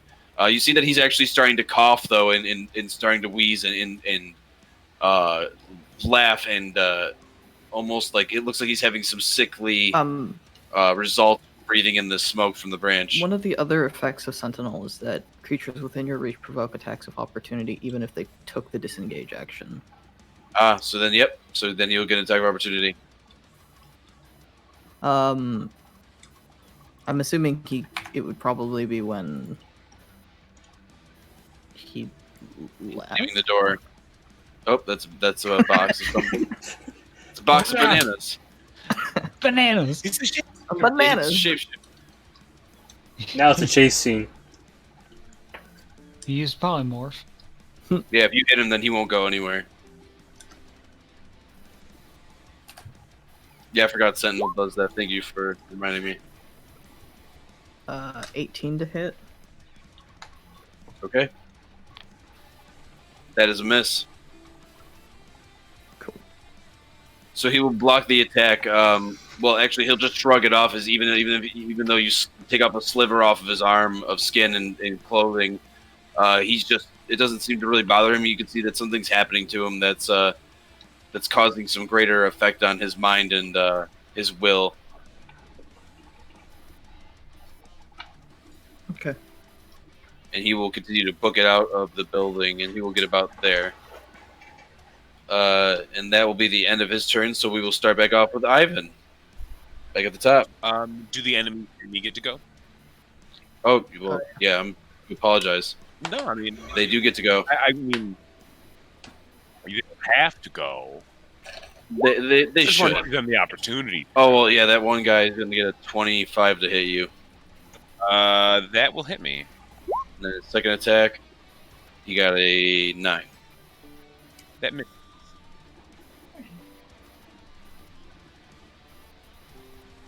And for damage, he's going to get an 8 plus 4, so it would be 12 slashing.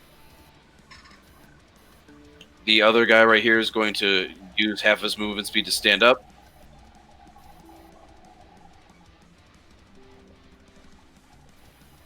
And he's going to make an attack roll against you. Actually, he's going to try to stand up and he's going to make a dexterity or athletics or an acrobatics check to 17. I think I remember to beat it.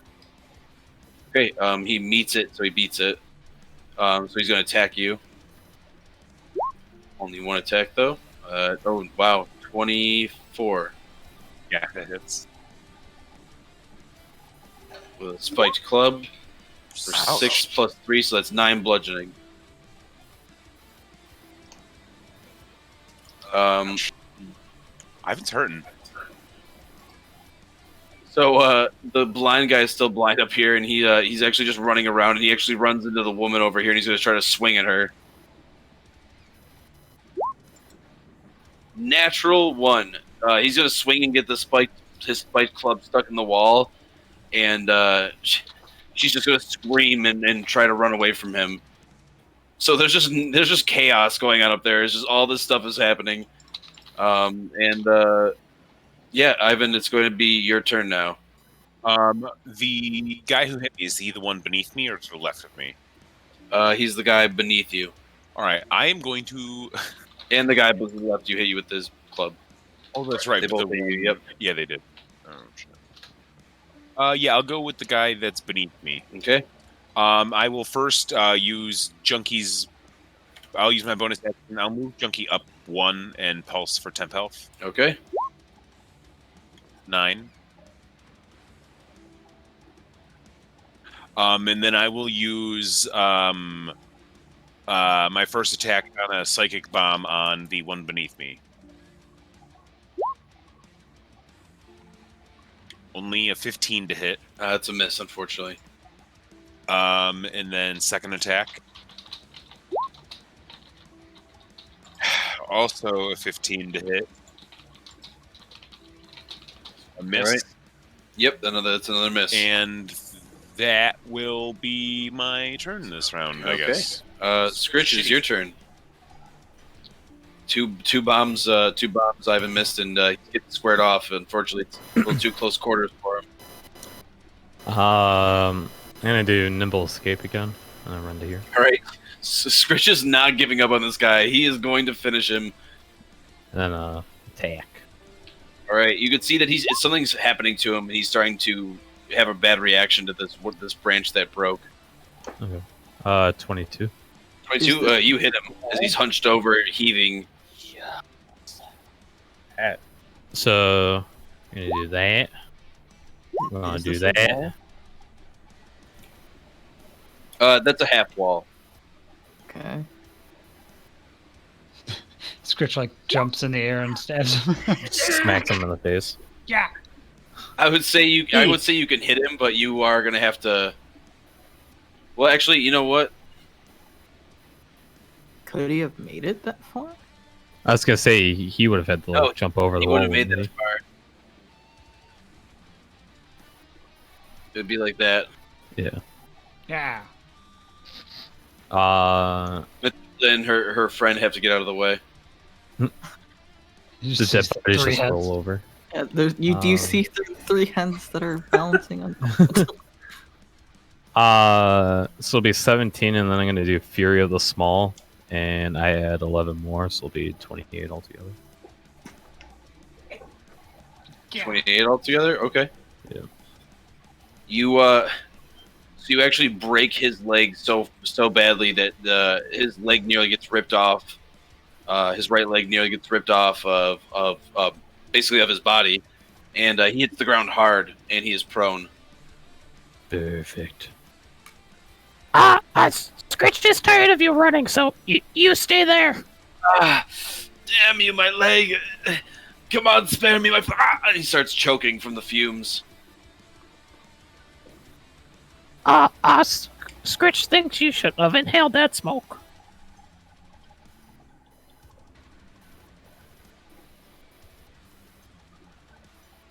And after a brief moment of time, Scritch, you eventually see that spikes start to come out of this gentleman's body, and he is starting to change into a different creature. That's not good.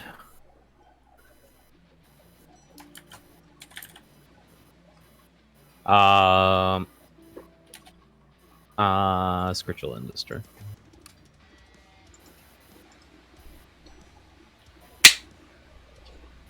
All right. So you knock him down, and you're having your little quarrel out there with him in the stables with Matilda as well. It is now going to go to Jack's turn. Jack, you are squaring up with the second in command of the guy that Scritch is facing up with, and what are you going to do to him? I'm going to attack him. Swing away. Yeah. 13. Miss. He blocks your attack, and he just kind of laughs and says, "Pathetic.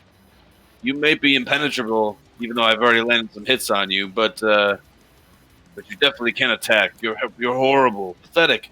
No wonder you can only hit blind men." Yeah. 24. That actually hits. Yeah, I'm gonna smite the living fuck out of this dude. All right, smite away. Sorry,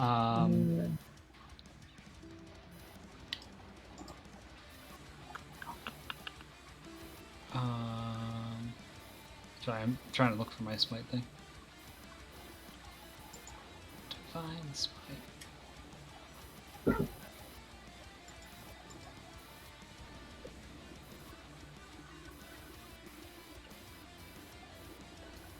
$21 extra damage. So it's 12, 13, 34 damage. All right, how do you kill him? I was gonna split him in half with radiant damage. Right, so you cut him in half. When you do, he just kind of explodes, just like when you blew that guy's arm off. And he just kind of his upper half hits the ceiling and then hits the ground super hard, while his legs are still kind of standing there, trembling and smoldering from the waist.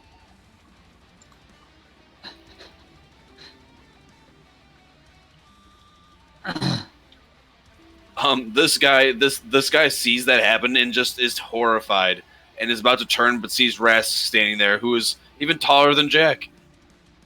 No, I think we're the same height. Are you? Right? I think I'm Well, like Jack? an inch taller. I think Are you 6'4", 6'5"? 6'4". Then we're the same height. Oh yeah, I We're thought the it was exact same taller. height. Okay, Well, so the exact height. two giant behemoths in front of him. He liked it better when it was just the goblin. And Ivan.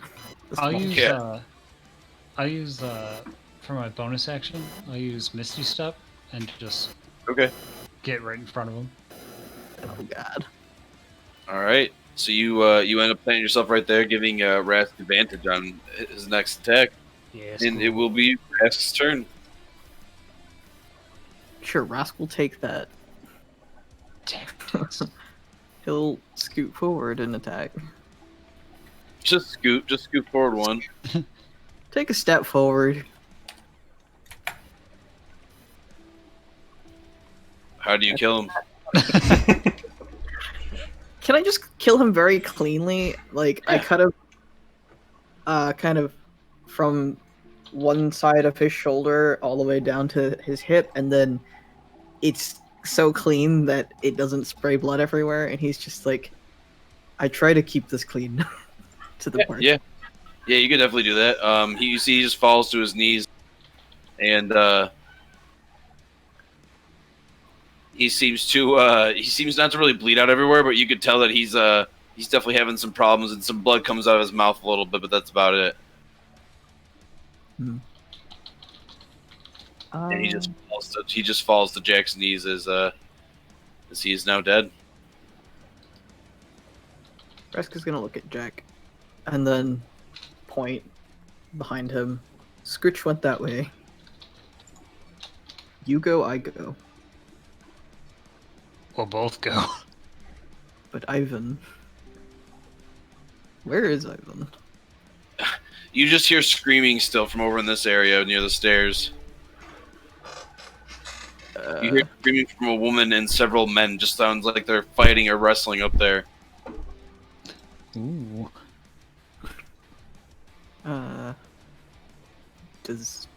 Should we help Ivan? You can. I must save Scritch. Okay then. Okay. Okay. Yeah, Rask will head towards Ivan, towards the stairs to go help Ivan then. Right? How far can you move? 20. So about here. Perfect. Thank you. All right, so you move there, and you're heading off to go help Ivan. And we will actually end there for tonight. The Slippery Sailor is the last battleground, and we'll see how it ends tomorrow. Thank you, everybody, for tuning in with us. And or not tomorrow, Sunday, next Sunday. Yeah, not tomorrow. Sunday. Thanks, everybody, for tuning in with us. And, we appreciate everybody listening in. Now, if you could, if you stick around and cast your vote for the two players that you enjoyed listening to tonight. As I said before, it helps them get some extra experience points. So if you vote, the more votes that they get, the better off that they're in the running. The players also get to vote as well, so they're going to vote for who they thought did well tonight. They cannot vote for themselves, but they can vote for others. So it's a good way for them to get some bonus experience. So please vote. And yeah, we'll call the winner in a couple minutes here. I'm going to tally up the votes. So do this really quickly, and then I'll let the streamers say goodnight and do their thing. So, all right. Well, as our DM said, please do vote if you enjoyed. Even if you came in towards the very end, or like didn't start from the very beginning, whatever you heard, or if you just like people's voices, please do vote. And then, yeah, we will be back. As once again, as Wolfgang said, we'll be back with more of this on next Sunday, starting at 6 p.m. CST.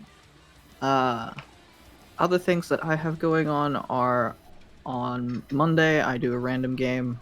Tuesday is Divinity Original Sin 2 with Stop Hitting Me. Wednesdays, I don't stream. Thursday, we're starting our Extinction Curse Pathfinder 2nd Edition campaign. And then Friday is drinking stream. That's what I do. That's my week. You guys should also go check out Karns or Lord Kurov. I'm Karns in the Round Stump Discord because the name kind of just stuck. But literally everywhere I am Lord Kirov. And actually tomorrow night around 6 p.m. EST, me and VMK89, who has been in chat for a little bit, I've seen him in there. We do Minecraft Mondays on our own server, and we're going to be opening it up to anybody in the Round Stump who wants to join in and just have a little bit of fun playing some mini games, a lot of which we've been testing over the last few months, just to see which ones would be fun to be playing with more people and which ones would be like 2-on-2. So really, anybody who wants to join in on that is welcome to jump in with us. But that's my Monday thing, is Minecraft Mondays when I can. I've been having some work just pop up, so my streaming schedule's been horrible lately. But Tuesdays I do another D&D campaign called the Holders of Power with Namus Wins. He's another streamer in the Round Stump, so check him out if you want. Wednesdays I don't stream. Thursdays I stream another D&D campaign with Round Stump, which is the Asmar in the Tower, and you can find that generally on my channel.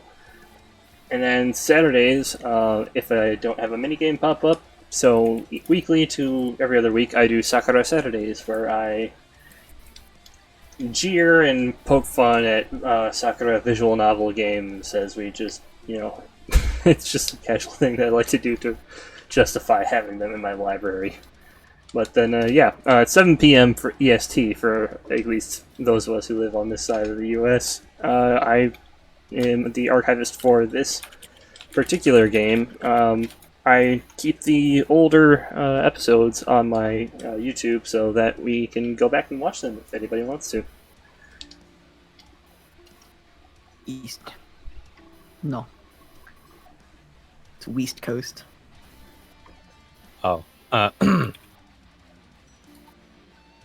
Sorry. There you go. Thanks. My bad. I'm horrible with spelling. Get it right, damn it. All right. After that, thank you, Karns and Rask. Or Kuuretsu, I'm sorry. If you guys want to tally, Kuuretsu, if you want to tell me what votes you got for the stream. Yep. It is 1 vote for Bashir, 2 for Rask, 1 for Ivan, and 1 for Scritch. Okay. All right. Well, the tallies are in. Thank you, everybody, for voting. Much appreciated. I will remember you for eons to come. So for tonight's winner, it's actually going to be a tie for first place, and second place is going to be Scritch. So congratulations, Scritch, on second place tonight. Yeah. First place is actually going to go to a tie, as I said before, to Rask and Ivan. Ooh, So Ivan, congratulations. 2 times in a row, Ivan, you got in first place, so good job. Yeah, baby. And Rask tied with you, so good job, Rask. So congratulations to the winners. Everybody else did a fantastic job tonight, though. So it's always next week to get some extra bonus experience, so don't delay. Bashir, you did a good job of going over initiatives, so you get some bonus experience tonight. But we'll go over that later, and everybody else have a good night. Thank you very much from Round Stump, and join us next week, same time, 7 p.m. Eastern. All right. Thanks. Everyone have a good week. Stay safe and have fun when you can.